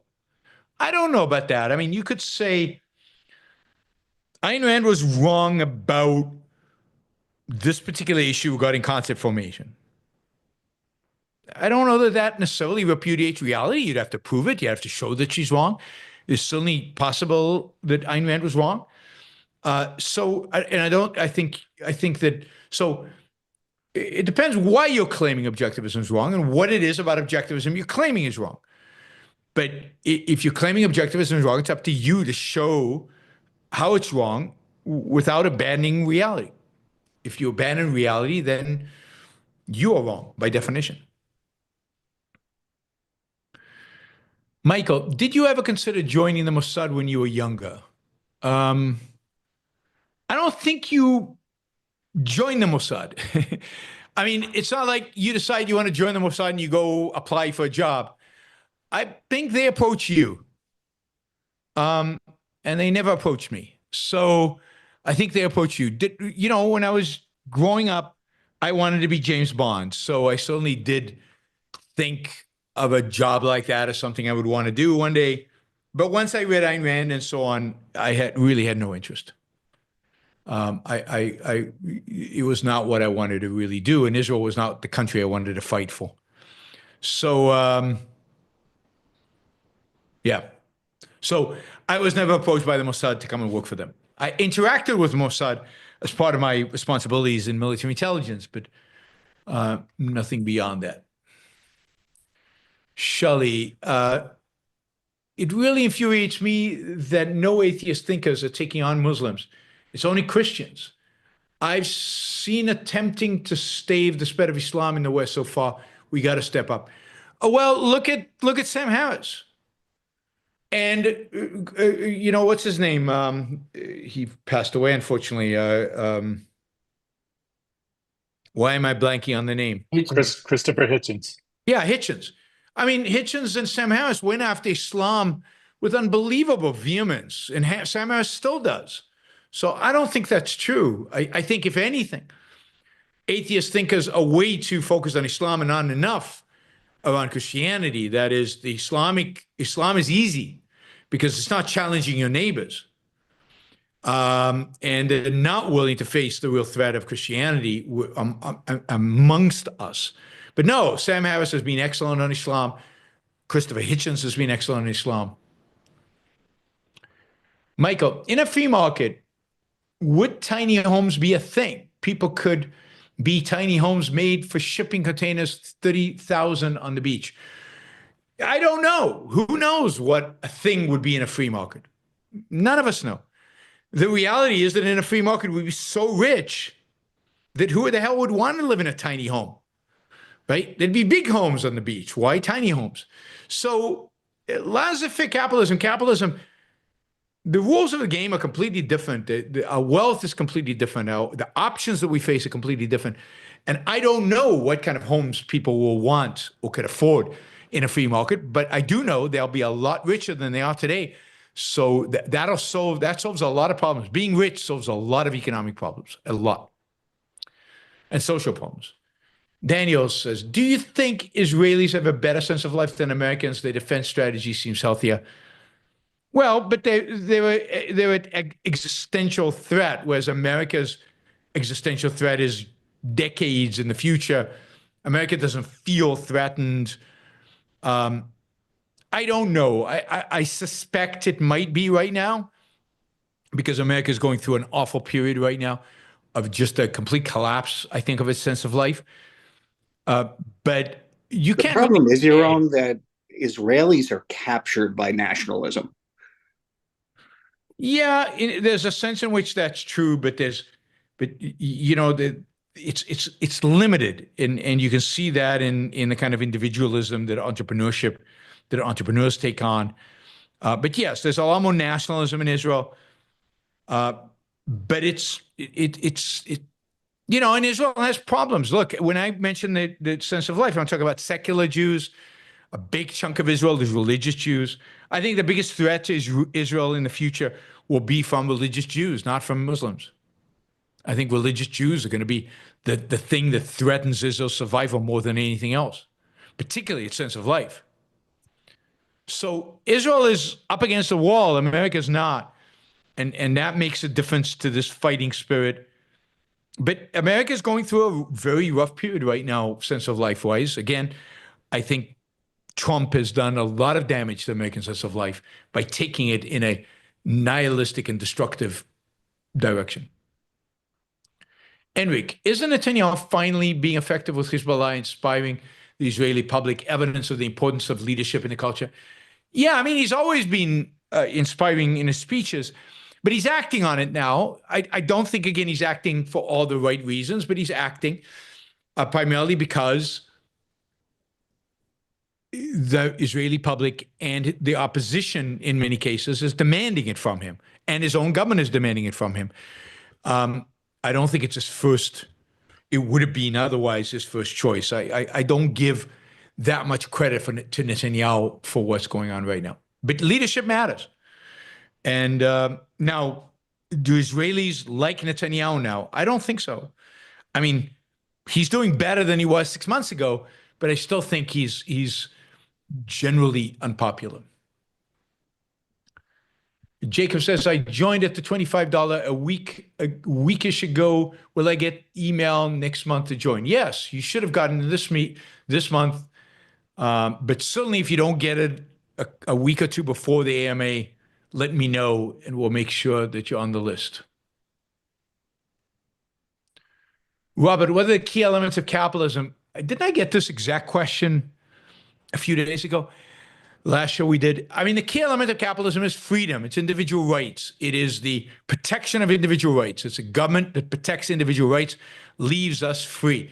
That is the fundamental of capitalism, the ability to live your life based on your own values, guided by your own mind.